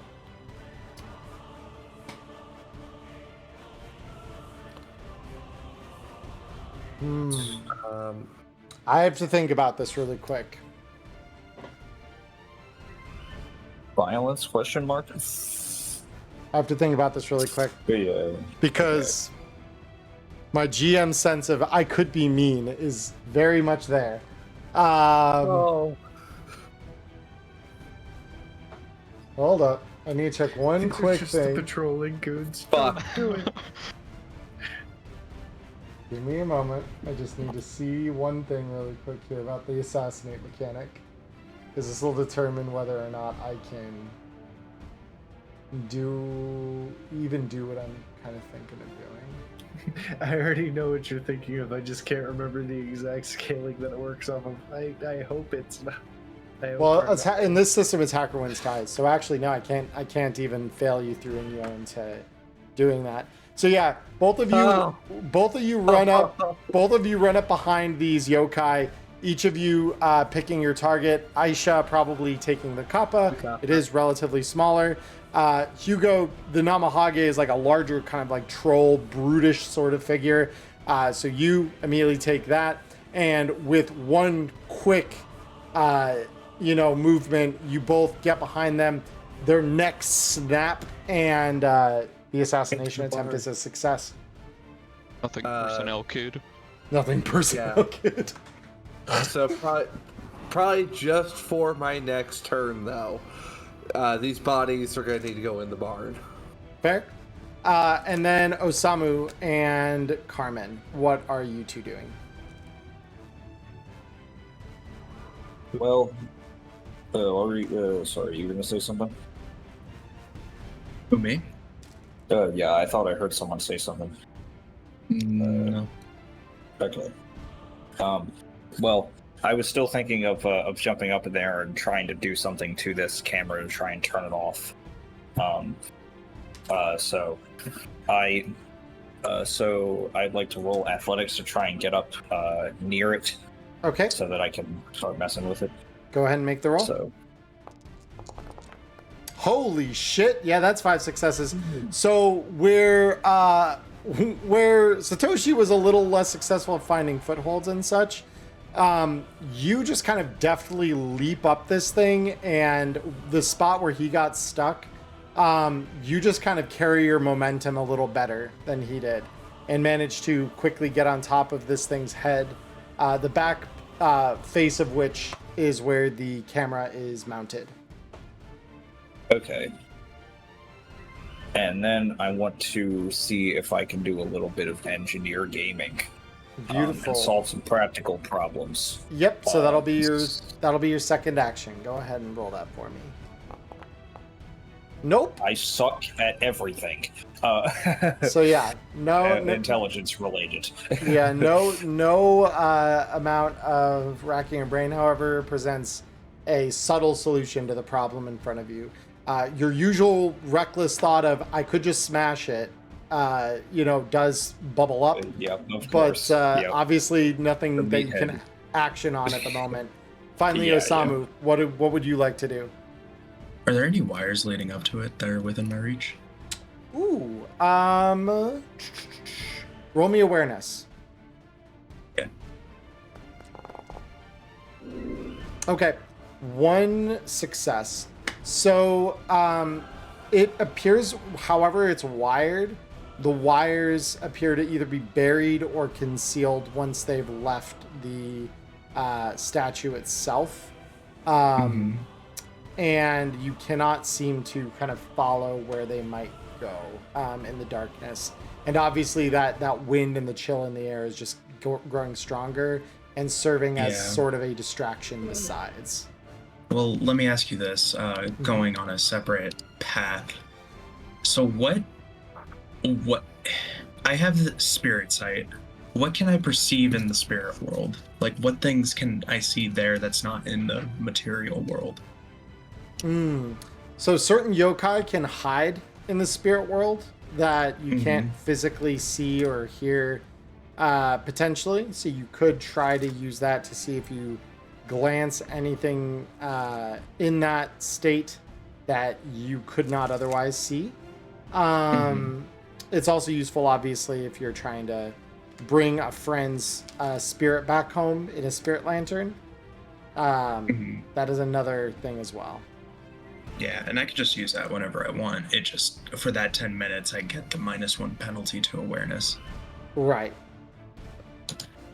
Yeah, I mean, it's probably not useful right now, but definitely something I'll keep in mind. Right. That's about it for me. Because that's the thing. None of the yokai that Chance mentioned were of the type that generally will hide in the spirit world. So. Yeah. Yeah. So are you gonna just kind of hold your position right now and pass? Yeah. Okay. Cool. So on to the next round. So Satoshi, you kind of had your problem solved in your head at least. Yeah, well, if he's still sitting up the top, could I, toss the end of the Kusarigama up to him and just kind of rope climb it and make it a way easier climb to get up there? Up to Carmen? Yeah, I mean, you two could work together on that. Considering Carmen, you're kind of going to support his weight. I will have you rolling an assisting athletics check on this. Okay, so let me do that right now. Yeah, so this will burn one of your actions to help. Oh my fucking god. That's 6 successes. Yeah. So this will give you an inherent +2 as Carmen is very securely footed at the top of this thing. Roll me athletics to climb with a +2, Satoshi. Never mind. And then you can just increase your skill temporarily by the amount of dice. it's easier to just do it this way. I'm finding that way no one needs to worry if they have the right number on their sheet or not. So yeah, I mean that's definitely enough now. So you quickly climb up the rope and find your way to the camera. Go ahead and roll me engineering to see what you can do to the camera. Athletics, engineering, go. Holy shit, that's another 5 successes. Or wait, no, was that 6? That might have been 6. That was 6. No. 7 successes. 7 successes. Holy There shit. were 2 6s in there. It looked like one was kind of on its on tilt for me. That's what I thought hacker too. Voice. I'm in. That is, yeah. So Satoshi, cams are something that you definitely studied quite a bit in your training, because obviously, what's the bane of every shinobi? The camera that can see you. You know, it's the thing that you can't really kill easily. Something you can do to them, however, especially junkers like this one. This is not exactly what we call an expensive camera.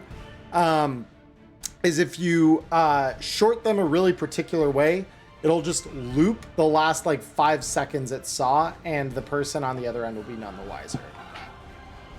So you can literally just cross the wiring by doing a little trimming with your Kusarigama, and you quickly kind of reroute the camera to loop its image from the last 5 seconds before you did that, basically.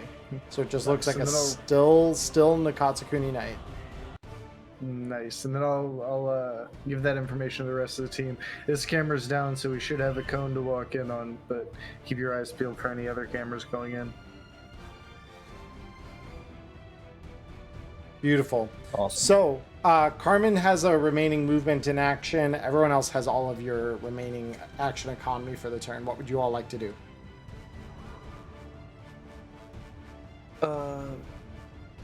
Okay, so for this turn, I would like to tuck the Kappa's body into the barn. Okay. Yeah, so it's just an Now- action in your movement to add it to the barn. Question though. Mm-hmm. Seeing how there was a camera on the statue, is there a camera on the barn? Roll me awareness.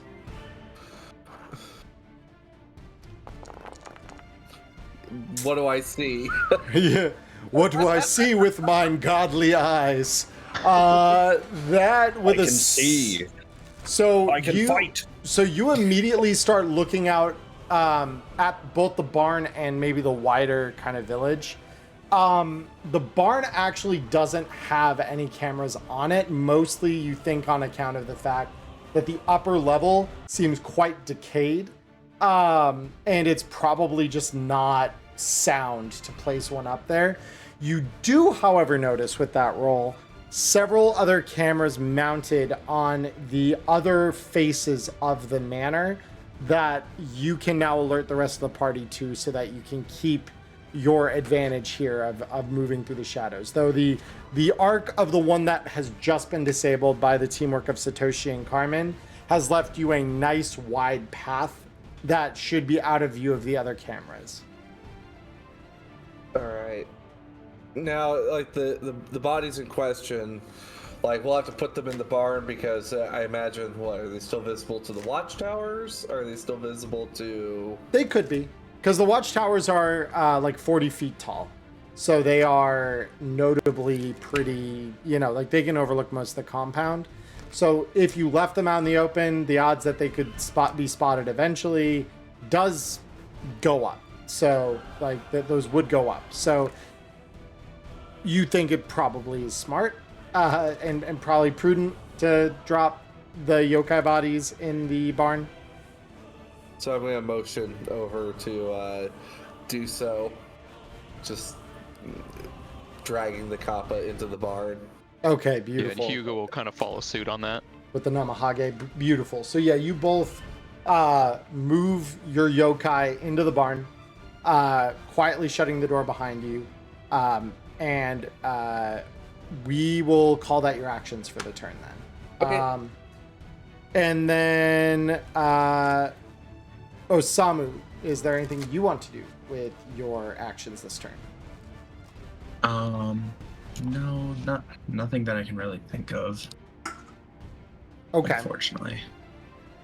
You do know the path ahead toward the manor is now clear. So there is that as well.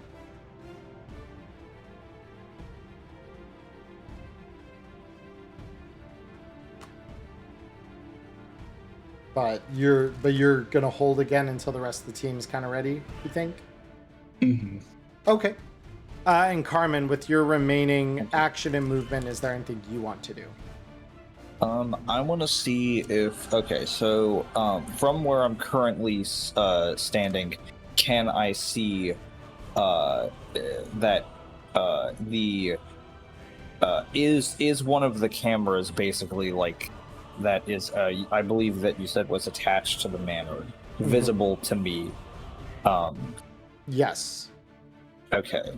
Both, It attached? So there are two more that you can see from your current vantage point. So this Okay. one kind of looked straight towards the front face of the manor. These other two are Okay. mounted on the side walls of the manor, pointed out to look in the other kind of like, if you think of them, each would have like a third of excuse me, of the vision of this area in front of the manor. So the two looking off the manor would be looking out towards the other approaches up the cliff. This one is looking toward the manor, covering like the main gate, basically. Okay. Yeah. How far do you think it is away from me currently? The manor from here is probably about, I would say, I'd call it 100 feet from where you are right now. I definitely can't jump that. Fuck. No. I was like, no. I'm gonna be a huge gamer, and I'm gonna jump from my current location over the camera and land on like the lip that it's hanging off of, No, and then you do are- gamer shit. But that's you- unfortunately not the case. You're Too down at far like away. the base of this hill. Yeah. So this is like the edge of the, like, what would have at one point been this manor's estate, probably. And heading up toward it is a bit of a distance. Yeah. Okay. I guess I should rendezvous with the other gamers in the barn area if we're going to start looking for a way in around that location. Beautiful. So that's what I'll do. All right. So, with that in mind, that then ends the second round. We begin the third round now of initiative. What are we looking to do? Who would like to take first round this initiative? May I go first since I'm still the only one stuck on top of this statue? Yeah. Cool. I appreciate that. Before I hop down, I do want to do a quick glance around and just see if I can count how many, like, patrolling yokai are still in this village. Like, how many are still out and about? No problem. So looking around, because you'd only marked kind of like the one sentry in the watchtower and the two next to the barn, you do not see any others or hear any others at the moment. So you can only assume the rest might be in the manor itself. Okay, so then as I'm climbing down, because this will kind of be either I'm moving with them or I'll be moving away from them at this point, I could, if you guys want to let me know when the party starts in there, I could start a small fire under this rickety watchtower to preoccupy the last guard before I come in and help you guys out. Honestly, that's not a bad idea. Okay.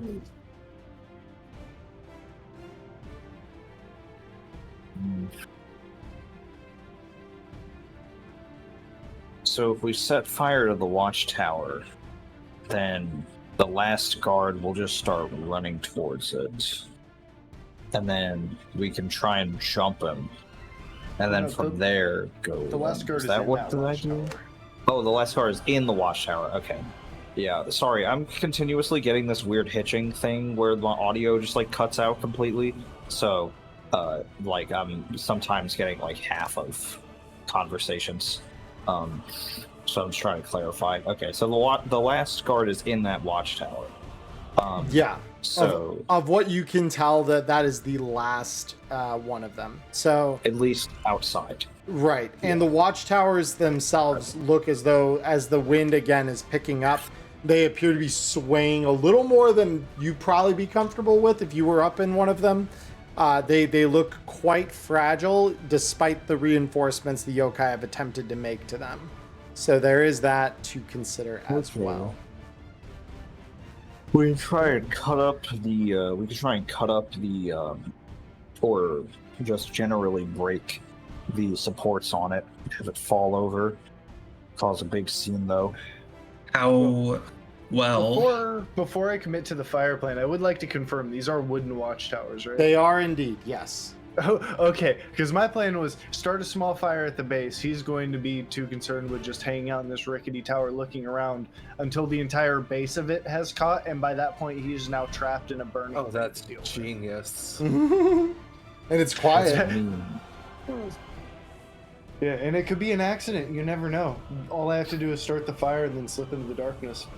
If my plan goes accordingly, by the time he notices that there's a fire, I'll be long gone and halfway to helping you guys on the fight inside.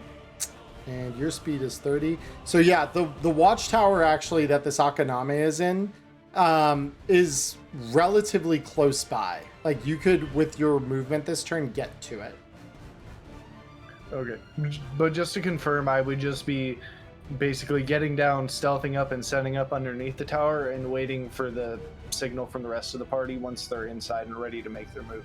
Okay, gotcha. Yeah, so I don't want to pull the party popper early. Fair. With that in mind, so you're just rolling stealth then?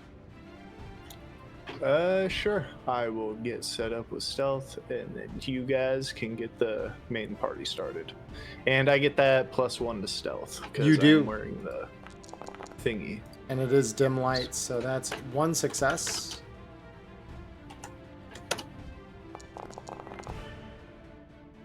Oh, did I do? You did Oh it no, right. those were somebody else's dice. Okay. Those were mine. Yeah. So 1 and 1. Satoshi, I'm burning your Inyo back. So as you approach, a gust picks up, blowing that hood off of your face, making it easier for it to catch light. And between the torchlight and the moonlight, you can see the Akaname's glance look your way. And it is now where I'm going to roll its initiative relative to yours. You guys rolled 3, it only rolled 2. So you do still have the jump on it, technically here, but you do notice it's caught a glance of you. So, what are you gonna do? So that was all of my actions, though. My actions were getting down and stealthing, and then my movement was spent getting over there. So all I can really do is to the rest of my team go, oh shit, I'm caught, kind of telepathically. Getting down is I considered it part of your movement. Oh, okay. Then Yep. Can I start the fire early then? You certainly If can I'm try, yeah, because within there are 10 foot of the thing? Yeah, so there are torches along the base here, but you're just going to use your Mikio for it, right? Yeah, I was going to do the Mikio, which gives me a 10-foot breath. So as long as I got within 10 foot of the base of the thing before I got spotted, I can hopefully ignite the bottom. And you did, yeah, and you could make up for any missing movement at that point. So with that, you immediately upon seeing the Akaname, you could see its wide like maw begin distending to like screech, probably that there are intruders. You hastily just the bottom of the watchtower ignites almost immediately, and you see the rickety supports that are barely holding it to begin with begin quickly crumbling, cracking, and then under a strong gust of wind, the entire thing just falls over, collapsing. And I am now going to need to roll something for the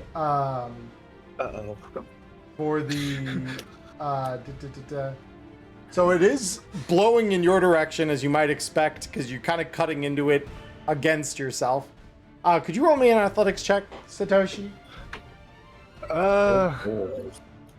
Yeah, can I use my Kusarigama to try and hook myself away, or is this just a raw dodge roll? This is a dodge roll, because it's falling toward you. Yeah, Oh, let's go. You're fine. You're fine. Yeah. Let's go. You roll right out of the way of this thing coming down. So now, allow me to roll this Akaname. So I'm going to bring the Akaname in so you can all see what this ugly motherfucker looks like. Oh my god. Oh yeah, it's great. So it is now going to roll a athletics check to try and kind of jump from its position, and it does. Holy fuck. So you now see this thing kind of like land right in front of you, Satoshi. All right, so we've got this quickly boiling in. So now, let's go ahead. The rest of the team can save me. There's still hope. Mhm. I'm glad I took top of our initiative round. Yeah. 'cause this was So unexpected. you all watch as Satoshi makes it to this watchtower, burns its supports out, and this giant, or not giant, but this large red demon, humanoid demon, jumps out of it at the last moment, staring Satoshi down immediately in front of him. What would we all like to do? Would this be close enough that Hugo could move in and Throw a blast send him. send him away? So right now, the only one it appears the Akaname notices is Satoshi. Oh, gaming. So if you would like to, yes, you can engage it however you so choose. From the front of the barn, you're about as far as Satoshi was when he started everything, so you could reach the Akaname yourself if you desired to. Use the assassinate action since he doesn't know that you're there. You can That's kind of attempt what I was it. thinking. You would just need to make the same opposed roll as usual. Okay. Yeah, and I mean, I guess if we're still in kind of that dim lighting, kind of getting that bonus, might as well just go You in. are. Yep. All right. So Hugo, you're going next against the Akaname. So go ahead and roll me your self check. 4 successes. Okay, we take that. And then the extra one there. Yep, still 4 successes against only 1 by the Akaname. So you, Satoshi, immediately have this moment of panic where you're like, shit, this is not what I planned. This is not gonna be, resolving well, until you, out of nowhere, just see come up in the shadows cast by the glare of the fireworks you've created. Hugo's massive form comes up and just snaps the Akaname's neck before it can call for help. Good save. No problem. Is there anywhere else there might be yokai? Are there any other buildings where there might be yokai? Potentially, but the majority of the village is down the hill from you. It's not toward the manor. And Okay. as far as you could tell, and again, you rolled really high on your awareness, you didn't get the sense there were any more yokai out here. So you get the sense that any remaining must be in the manor. Well, I guess she's now where we're at, so let's get on with it. With that, Aisha's gonna make her way towards the manor, trying to avoid being seen where she's going. Beautiful. Roll me stealth. What I am going to do, though, Mm-hmm. I'm going to burn a key point because I imagine there's cameras everywhere as a diversion. I am going to create duplicates and send them running off in other directions as well. Oh, that's really smart. Okay. Yeah, give me a +2 to your stealth check then. All right. So- So that's +1 from my clothing, +2 from my duplicates. Mhm. All right, so there's that. Okay, so normal stealth is 2 successes. successes already, plus your 3 additional die. You literally doubled your stealth with that. That was actually kind of incredible. Holy shit. And another Oh, fuck success yeah. from that. Okay, very cool. So you have 3 total successes on your stealth. I will keep that in mind as we move. So, so your key is going to be an action, and then are you burning the remaining action to just move as quick as you can? Yep. Beautiful. All right. Awesome. So now we come to Carmen, and Carmen, you've already taken your actions to start getting closer, correct? Yeah, I was going to start moving into the rest of the team. So, Beautiful. Yeah. So can I have you roll stealth for me as well? Let me do that. And I'm also going to get the +1 from the Schultzes as well. Yeah, from That's cool. Shozaku. Let's see. Nice. All right, that's already 3 successes. Yeah, I added the +1. You just added it in there? Yep. Cool. Yep, 3 successes then. Osamu, are you going to start moving as you see everyone else kind of starting to head that way? Mm-hmm. Beautiful. Roll me stealth. 0 stealth. Okay. Good to know. So, you do get a +1 from your Shozaku. So if you want to roll an extra d6 for me on that. Okay.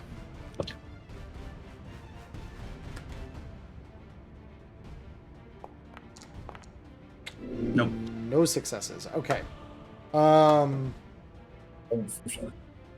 Beautiful. So, okay. So the first thing,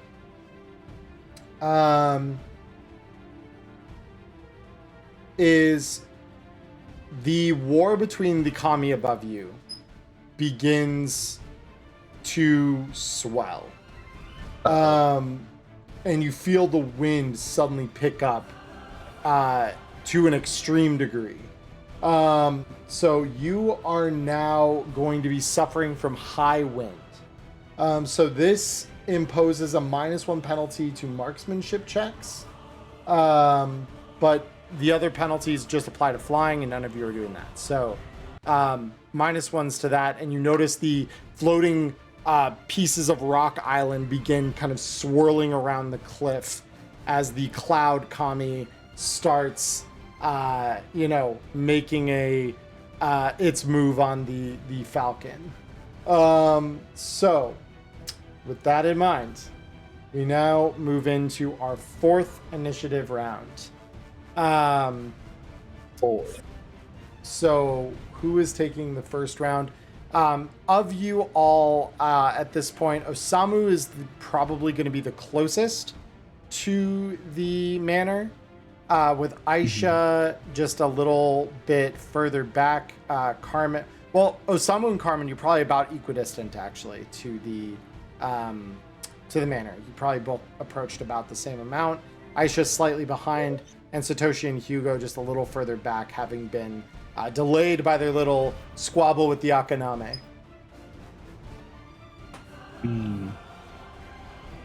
Speaking of, should we burn the stiff or throw him in the barn? Probably throw the corpse in the barn. It's like the watchtower is still burning, just chuck his body into the fire. Yeah, if you're still right around there, then that could work. Just, burn the evidence. Yeah, you could pick it up and throw it with a single action, because it's obviously dead. So, and yeah, there is like the remaining wood, especially as the wind kicks up. That fire that was maybe just a relatively small structural fire before is quickly building into a larger bonfire on the ruins of the watchtower. So you consider that probably make a half decent funeral pyre for this Akaname. So you could do that. Yeah, and I mean that's probably what Hugo will do. Like with the kami kind of heating things up. Who's to say it's not just a natural accident? Right. Exactly. So you throw the body over with one of your actions, and then are you just going to use the remaining movement then or your remaining action to movement so you can get closer to the manor? Yeah, we're gonna try and get up there as sneaky as possible with the others. Roll me stealth.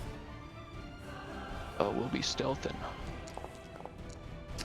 3 successes and plus and then, 1 from your Shizoku. Yeah. Okay, still 3 successes. Cool. With that in mind, Satoshi, are you you're just gonna start moving in with your remaining actions?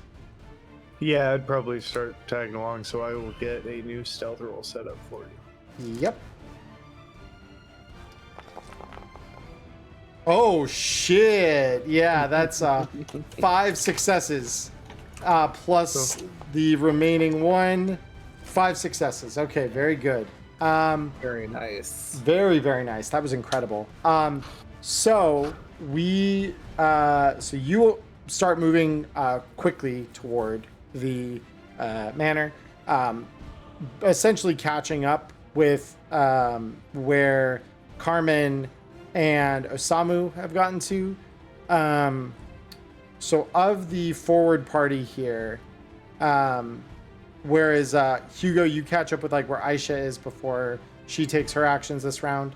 So with that in mind, what are we, the remaining people here? So we've burned Hugo's actions, Satoshi's actions. So Aisha, Carmen, Osamu, what are we doing? I want to look for structural weaknesses in the manor itself. Okay. Structural weaknesses. So to identify that, because it is more put together, it's a lot less obvious kind of than the barn or the watchtowers. They don't, it doesn't look nearly as rickety. It just looks maybe a little dated and I just need the oldest part. The oldest part. Okay. Roll me awareness then. 3 successes. Okay. So with that, there appeared to be, because it looks like the building is relatively even in its condition. Let me pull my details back up here. So with that in mind,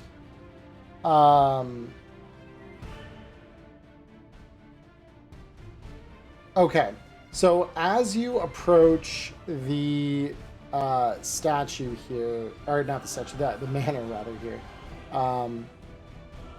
you look and it's a single-story building with spacious rooms to hold the family of the village's lord and lady. The walls of these rooms have broken down, so you can kind of tell even from the outside there are cracks in sort of the front wall where those would have joined to the interior kind of structure. Sure. So yeah, so those cracks would probably serve as the weakest point on the building from the outside, you're guessing. Beautiful. Can I get there with a movement? Yes, your movement this turn is enough to get you there the rest of the way, because you've got, I think, 30 speed. Yep. And I want to touch of time those walls. Oh, wait, hold up. Oh, shit. Yeah, okay. So focus check. What does that do? Well, I will tell you in just a sec. Okay. Holy shit. So you put your hand on the wall.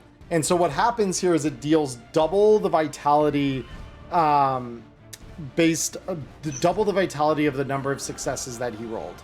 So 6 vitality is lost to the wall here. Let me just look up my improvised structural Structural integrity Andy over here. Wow. Okay. So yeah, if we're talking wood, it's 3 vitality per inch. Plaster is 1. Collectively, there's probably about an inch of each. It's definitely enough to decay it. So you watch the front of this thing kind of crumble and a support break, and you kind of see the top of the roof kind of lean forward. Not enough that it totally compromises the structure, but enough that it definitely allows you a way in. Through this new opening, you see situated in the center of this room the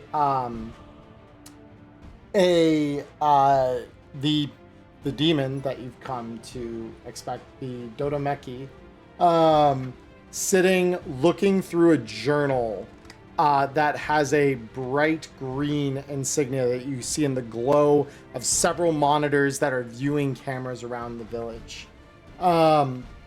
So I am going to roll Kagura's.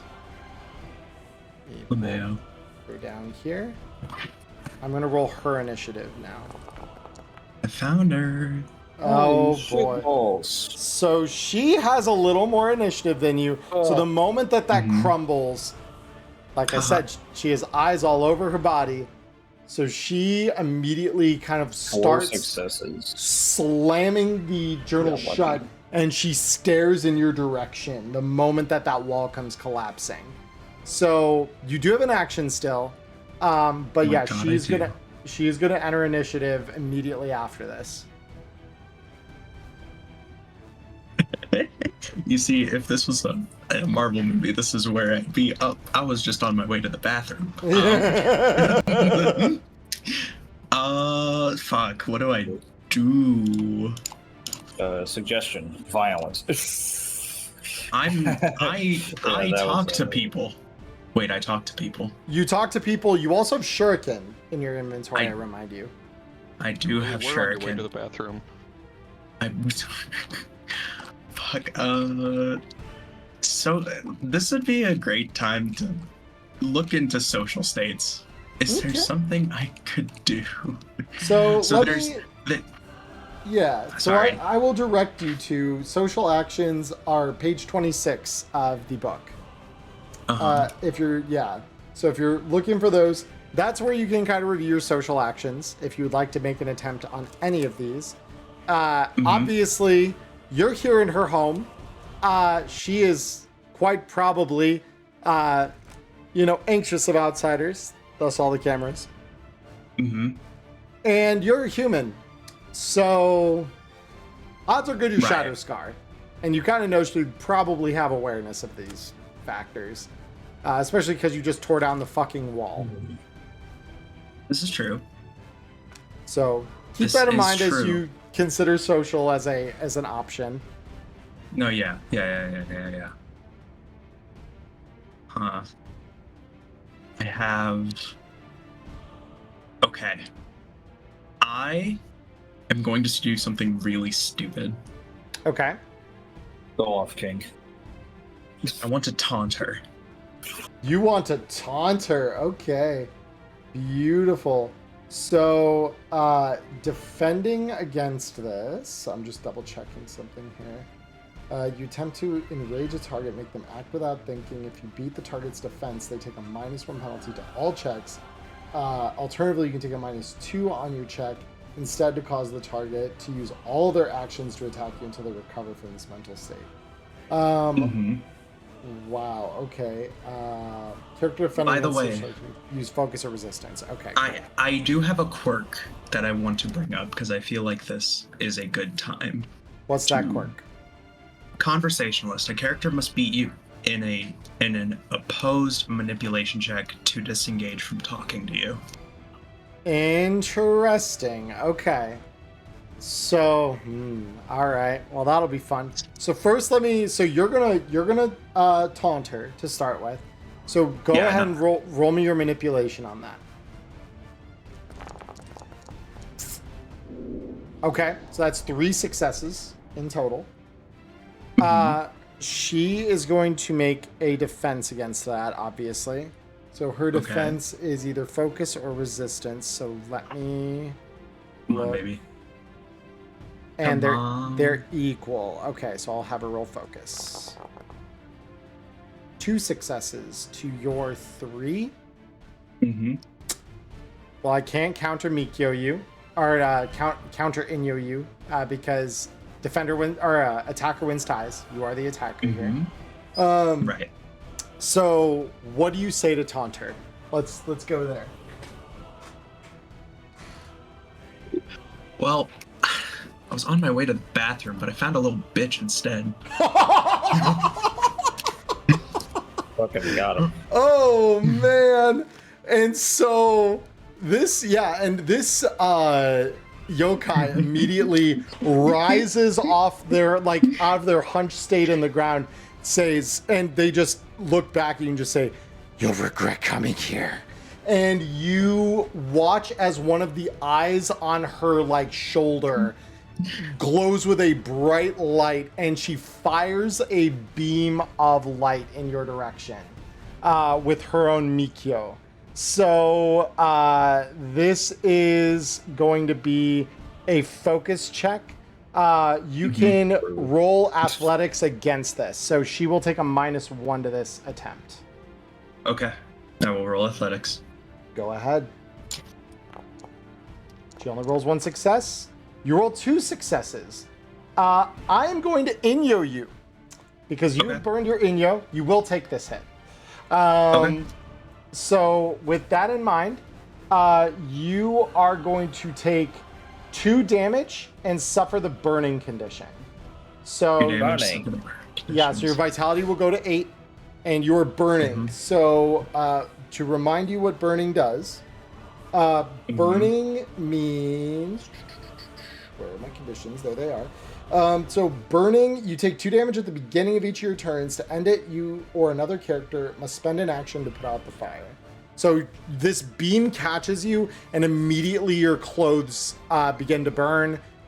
It's not good, obviously. The other thing, too, is she is going to rapidly approach you, and then is going to burn another key point here to use noxious breath on you. All right. And what do I roll to resist that? Endurance. Endurance. Okay. It's not. That's worse. 0 successes. 1 success or 2 success. 3, because she rolled a 6. So she then you hear this, and you see this noxious gas emanate from her body. And you are drained and nauseated in addition to burning. Wow. So yeah, you are in trouble. So nauseated, you cannot ingest anything without vomiting, including drugs. And you must make an endurance check at the beginning of each of your turns or spend 1 action on that turn retching. You also are drained, which lowers your maximum key reserve by 2. And you have to spend 2 actions instead of 1 to take a recovery action to recover key. So, yep. Oh, jeez. This is. But you know what? She still has to keep talking to me. Yeah, And she's still taunted. She's engaged with you. Yep, she's there. She's there. All right, beautiful. So, team, now we continue our normally scheduled initiative. So, yep. I would like to. Okay, so I would like to cast my Mikyo spiritual weapon, and I would like to pull out my spirit greatsword. Okay. Will be a thing that I can have out for 1 hour. So I'm going to lower my key reserve by 1 to 2. And then I am going to. How close am I to her right now? You're within movement range, because you were at the front, so you can get right up to her with your movement. Okay. Because I was gonna say, either I try and assassinate her right now, or I eat this this oxhorn root that I have in my inventory, which will increase my body by 1. So I will have 3 body, and then on my next turn, I will be able to have a reminder. You get a movement and 2 actions per turn. Yeah, I just used a Mikyo. So that's an action. That is an action. You're right. Yeah. I have something that could help you out with your assassination attempt, by the way. Yeah. What is it? What's up? How close is Aisha to Kagura? If you burn one of your actions, you could get to her by running. All right. Well, action, one of my actions to move while I'm moving over there, and well, suddenly there's a whoosh, and then there's gonna be a bright flash. Eat some blinding powder, bitch. Oh shit! Fucking got him. Hold on, because this is the thing. She has a bunch. She has a bunch of eyes. So do you know what it's like when your whole body gets fucking blinded? Flashbanged. Is this a special? Oh, this is actually like a weakness that Dodomeki has. Oh! Yes. Fuck yeah! Holy shit. So go ahead and make a marksmanship check. So this will be at a -1. So just make sure you decrease your stat by 1 for this. But you'll make a marksmanship check. Blinding powder, a ranged weapon? So this egg contains a fine powder of irritants. By taking an action, a character can make a marksmanship check to throw the powder into the eyes of a target within 15 feet to cause them to suffer blinded until they take 2 actions to remove it. So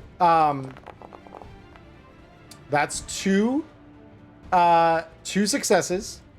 The Dodomeki is going to make a defense against that. I believe it is just athletics to evade it. They do suffer the -1 penalty. Yeah, from being taunted. From taunted. Yep. Yeah. Very nice. No successes. Fuck yeah! All right. Successless. So you see suddenly from behind you, Osamu, this small egg just fly at the Dodomeki in front of you, and as it lands on her, it explodes into a fine particulate that shrouds her body. Just as this thing just gets hit by a huge amount of this blinding powder, and it actually causes her damage. Yeah, so the Dodomeki is now officially blinded. So I will do that. Oh yeah, and then I can mark you with you are nauseated. You are let me see where else, because we got nauseated, drained, and you are on fire. So let me find fire. And Burning. You are that's invisible. We'll call it drained, stunned. It's about the same here. So yeah, you've got quite the litany here, Osamu. You've drawn fire, but you're. I mean, honestly, this alone that's awesome. Holy shit. Okay. Okay. I took one for the team. So let it be known. May I continue with my violence attempt? Oh, you absolutely may. Yes. So, blinded imposes a -2 penalty on awareness check. So, yeah. Holy shit! That's your stealth plus that's, 1 5 because successes. No, I already did the thing. you increased added it. Okay, Yep. beautiful. Yeah. So I'm gonna reduce her awareness by 2. Oh my god. I have 5 successes. She has 3. So yes, so you get there. So the Dodomeki is a threat rating 2. So in addition to this, you will need to make 1 final melee check. Okay. And so this is going to be... Let me just double check assassination to see if that adds an extra action, because I'm not sure if it does. That's why. This is why I conjured my greatsword beforehand, because I assumed that it wouldn't be an actual instant kill. Let's see. Unarmed or wielding a weapon without the loud trait. You take an assassinate to silently kill them. Roll stealth check against awareness. If you do, instantly kill it. Additionally, let's see. Threat rating above rank 1 is target assassination. The target attempting to assassinate them must roll a stealth check against awareness to initiate it with the same result on a failure. If they succeed, they must immediately make a marksmanship, melee, or focus check depending on the chosen weapon against the target athletics or melee check. If this check is a success, the targeted character is reduced to 0 vitality. If the check is a failure, it's the standard assassination failure. So it's immediate. It's not even an action. So go ahead and roll me your choice of, it's melee based on the fact you're using a sword. Yeah, I could technically use focus, but my focus is 0. So, Yep. I'm going to do melee.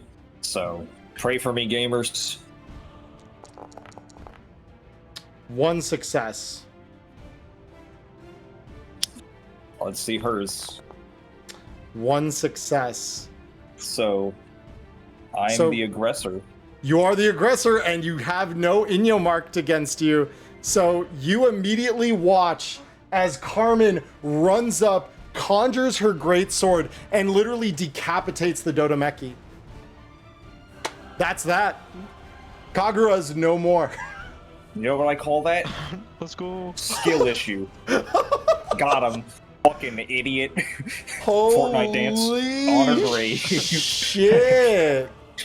Poggin. That was Poggin incredible, beyond all guys. Holy shit. That is teamwork. We are pogging beyond all belief right now. You have no fucking idea, gamers. Like, Yeah, I think, just to quickly aside this, like, before we move into the next part of the scene here, that was literally everyone contributed to that working out as good as it did. That was insane. Holy shit. Yeah. Wow. And yeah, no one's the wiser at this point. Hugo, thanks for saving our ass. Do I still have these conditions? You, I got Chicago you. Lightning. unfortunately, you do. So we're going to continue in the initiative order here because it is important for the commie battle above you. But yeah, We don't have to fight those things, do we? Like that's Not yet.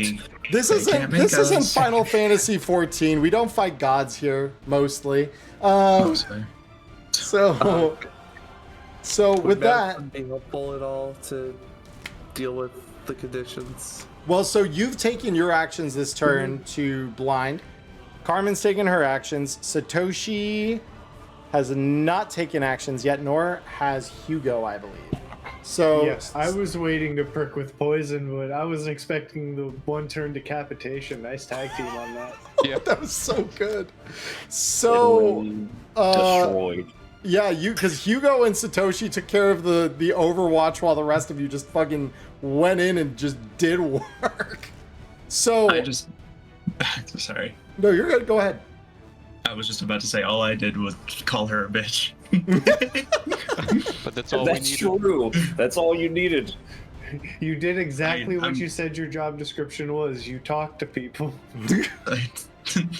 You talk shit and you got hit. Which, you know, I took it for the team. I appreciate that, my friend. Team Oh. player here. Oh my goodness. All right, So- what do Oh, good. So yeah, so Hugo and Satoshi, you hear through Benjiro in your heads, through your communicators, the journal she was holding on to. I saw it briefly. We need that. Get it. And so even though you both are a short distance still from the manor, with an action, you would be able to move up to the manor, and with a second, you'd be able to move inside. So you could both kind of enter the building with what's left of your actions this turn. Mm-hmm. Sweet. Beautiful. Yeah, and I let's follow guess- along with that. Like, I'm not sure like how far out Hugo would be, but could he help start putting out the fire? Yeah, so instead of taking a second action to move in, you could take your second action to put out Osama's burning. Yeah. He'll Because do kind of that? seeing that we were all relayed that, Hugo's like, I don't need to go in there. Yeah. Just start, getting rid of that fire. Beautiful. All right. So as we start the next round of initiative here, Osamu, could I get you to roll me an endurance check, please? That's a 2. Okay, very good. So, because hold on, Osamu, is your Body is one It's- and your it- endurance is The, 0. the situation is dire. Not great. Yeah, no, not great. So let me pull up the conditions here real quick, because the good news is 2 is enough to abate part of this. I just need to see how much of this we can kind of. Okay, the good news is the fumes have abated with the Dodomeki dying. That is good. So you do need to make a 3 What endurance, check? a 3 endurance check in order to totally not be nauseated or drained. The good news is you do succeed at making your endurance check against retching. So being Incredible. drained is less of an issue, because obviously you are kind of out of combat now. So what I'm hearing is it is literally physically impossible for me to on my own overcome being breathed on. Got it. Dude, just for your own. The one thing though, that there is a degree of healing that can be provided. So as we enter here, Aisha, I believe you said you want to try and help Osamu out. Yeah. Are you so what you could do is I have 5 in medicine. you do have 5 in medicine. You also, I believe, have flower stem elixir. I do. You said the fumes dissipate when the Dodomeki dies, right? Yes, so they're not So- there to persist the condition, but you still need to beat an endurance check normally. The good news is flower stem elixir allows you to end the effects of a poison, which that gas Sick. is. Yep. Awesome. So Here you go. yeah, Aisha will literally administer you some flower stem elixir, and I will delete that from your sheet. And you end the remaining effects of your nausea and drain. Does the flower elixir also restore vitality? It does. It gives you 5 vitality. Either No, or. it's one or the other. So you would end your conditions with this, but that's I have a flower stem elixir It's- in my inventory that I can give you after. That's okay. Yeah. Yeah. just be like, Okay, I'm gonna vitality. double fist flower stem, baby. Let's go. Yeah, shotgun that shit. Yeah. So do you want to take a second flower stem, or are you good Nah. just ending the condition? Okay. I'm cool just ending the condition, yeah. Beautiful. Okay. So, Aisha, you have an action in your movement left, which you could definitely walk into this space now and begin investigating things alongside Satoshi. And I believe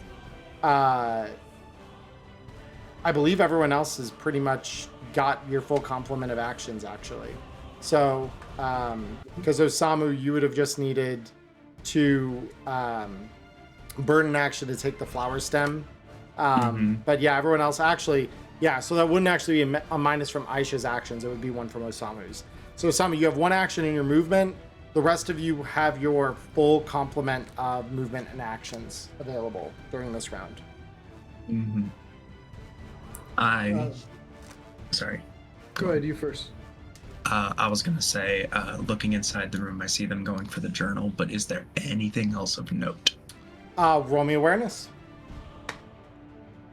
Yes, please. Can I That's a just good focus idea. on that? Because part of my turn was also going to be, I think a lot of us are just going to be looking around. Yeah. Yeah, everyone roll me awareness then. Let's see it. Okay. What? That's a lot of awareness. Yes. Yes, very much Much aware. Much aware. God damn it, we thought the same fucking stupid meme.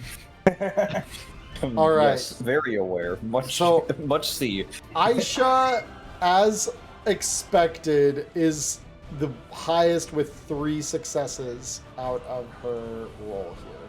So, Aisha, as you walk in, you look around. So, there is despite the disheveled state of the outside of the building and the easily cracked wall that Osamu kind of exploited to gain entrance, there's a fairly well-maintained living space in the center of this open room.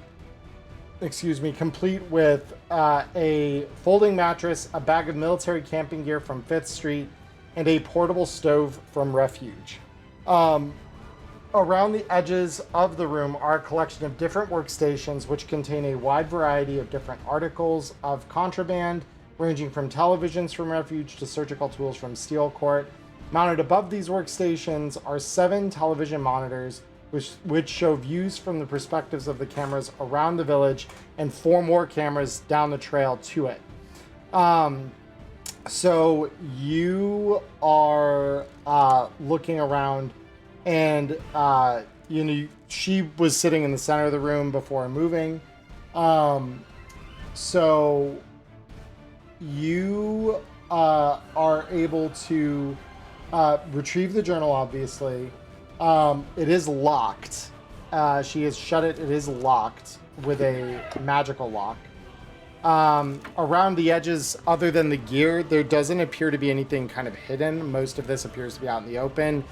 She thought she was safe enough within the village, so she's taken no real means to conceal the area around her, or conceal things or hide them away. It's a pretty sparse, open room, with the different things kind of just haphazardly strewn about along the edges of the room. So you all do have this journal, though. It is locked with a magical lock. What would you like to do at this point? Because Benjiro says, good, you've got the journal, now get out of there. Of course. I don't want to open this. I don't Absolutely wanna open this. not. No. I want to open this. We've had enough excitement for a day. Absolutely not. The book is right there. It's so neat and openable. There's one listed, but because it's mainly for weapons. But could I have some form of enchanting seal to use on my lockpick to attempt to pick this magical lock?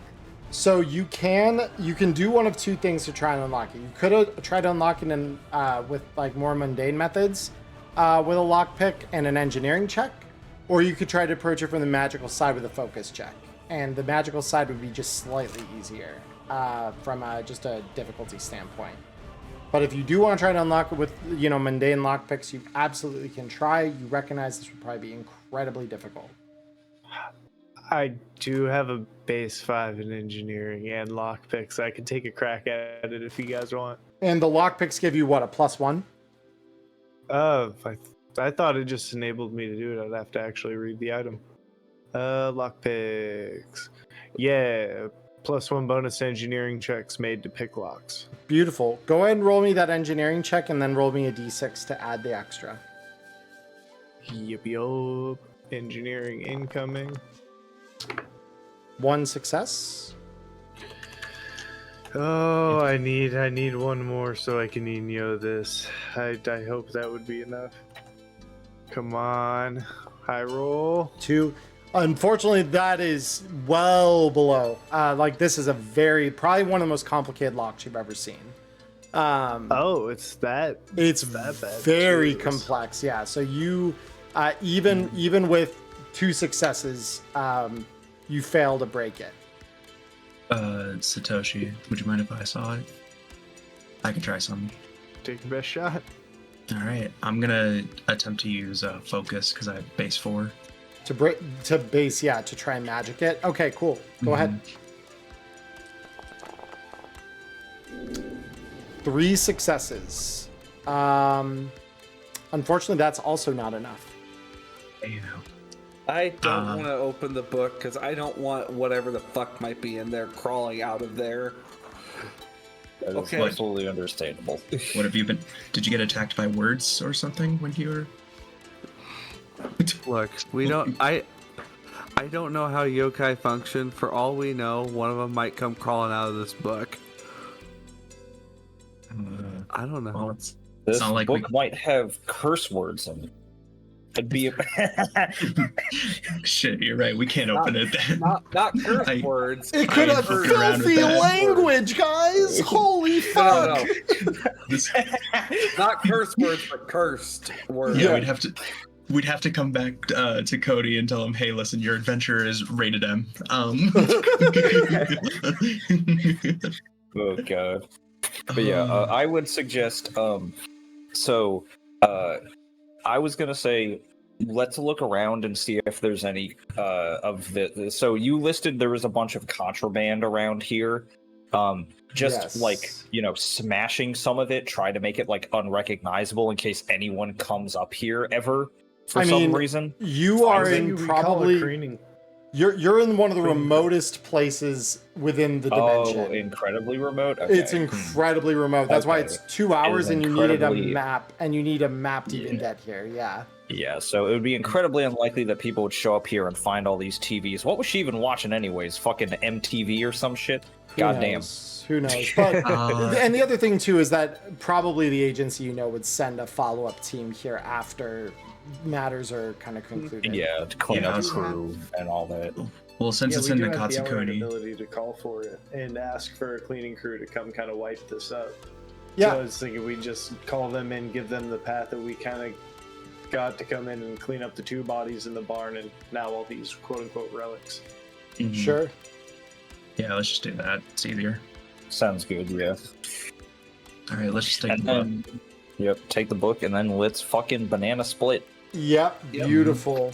So the kami in the sky above you, things get worse and worse. Snow begins to fall, blizzards begin to howl, and so for a little bit, going is incredibly slow and arduous because it is freezing, it is storming, it is just bad. Until, of course, Susano, the god among all the kami, comes in and breaks up the dispute, and almost as quickly as the storm came on, it dissipates. So once you leave the village, you guys begin the long walk home, having honestly been incredibly successful in your mission, book in hand. And as you step into Shadowscar, so you step out through the gate into Shadowscar headquarters, you are immediately swarmed by a group of support agents who immediately take the journal from you without any room for you to argue or resist them. They just whisk it away toward a lab without another word. As you watch them go, you hear Benjiro's voice from the other side of the garden. Congratulations, rookies. Not only did you eliminate Daisuke and Hachi, but you brought down Kagura, and you may have just bought us the lead we needed to bring down one of the biggest targets the agency has on its hit list. Not too shabby for a bunch of genin fresh out of training. Now, I have a bottle of plum wine with your names on it, so let's get to it before it gets warm. We'll toast to your success. Over the drinks, Benjiro tells you about the Green Demon, an enigmatic and extremely dangerous smuggler who's been trafficking contraband across the Mosaic for months, supplying yokai and helping enemy agents escape the Shadowscar surveillance. The agency knows next to nothing about them, but they were able to intercept one of their shipments, and the barrels were marked with the same green demon face insignia as Kagura's journal was. If they can crack the code in Kagura's journal, they might be able to figure out who the green demon is. But for now, your work is done. Time to kick back and celebrate the beginning of an illustrious career in the Shadowscar Agency. And with that, we come to the end of our little adventure. Congratulations, guys. Fucking go. Honestly, clean operation. So I know Diamond only has a little bit of time before her game because we're about half hour. But so before we part ways, I did want to get everyone's take. What did y'all think of the system and the adventure? I'd love to hear it. Bro, this shit slapped. I cannot wait for the fully fledged version, because just with the character diversity and how much we could all kind of fit into our niches, I cannot wait to see how that builds into building a character. Like the kind of different move sets and setups that you can have, and the way this game leans into stealth and ambush attacking as opposed to like prolonged combat, and like information gathering is so heavy in this game that there's too much to talk about in a short span of time. I appreciate also that there is other ways to utilize your skills besides, what can you do in combat. That there's always other options for dealing with issues, because I got a feeling with Chance there, like what was buying his time, like the way you had to do it. That was the most direct resolution, but there was there's a whole half of that beat that covers what happens if you try to aggress him and fight in the bar, and what happens out as a result of that. So there is another way to resolve it with violence, and it is much more tense, I think, if you do, because similar to Kagura, Chance is a threat to enemy. So yeah, so there is a way to resolve that through violence. You guys took the most direct route by bribing him. You guys actually solved that in the best way possible in terms of just getting through that challenge. Yeah, I would also like to point out that I love how we accidentally found the plan skip. So all we had to do was assassinate the targets and steal their face. Yeah. We didn't have to waste a bunch of time searching for the plans. It was great. Beautiful. So per the back of the book, because this is part of what we were given, it sounds like August is the release of something further, the Jumpstart kit for Shadow Scar. So when that comes out, if you're all interested, we can dig into that and see all that has to entail, because it could be really fun. Emmerron, you have no idea how hard I'm going to crust. Bro, not while we're on the video, okay? Go crust elsewhere. No, it's I'm so excited for the Jumpstart kit. I really am. So but yeah, I mean, I think that's pretty much going to do that for us here. This is the end of part 2 and the official end of the easy mode adventure for Shadow Scar. So to all of you in the audience watching this, I'm so incredibly happy to be one of the first ones to introduce you to this wonderful new game. And to all of you, I would love to thank Emmerron no, for allowing us onto this. Absolutely. No, thank you guys thank for agreeing to participate, honestly. But yeah, to all of you in the audience, I hope you will pick this up. Hopefully we are releasing this a little ahead of Free RPG Day, so everyone gets the word that this is happening. If you're not already following RTG's content channels, of course, if you aren't, I highly recommend following them in places like Twitter, Blue Sky, joining their Discord. It's a great way to kind of keep up with it. I know release announcements are also echoed in my Discord server, which should be in the description below. So if you want to keep up with all those things, please join those locations for further updates. But until next time, I hope you all have a wonderful morning, evening, or afternoon, wherever you're on the world. Stay healthy, stay safe, and until we see you again, peace.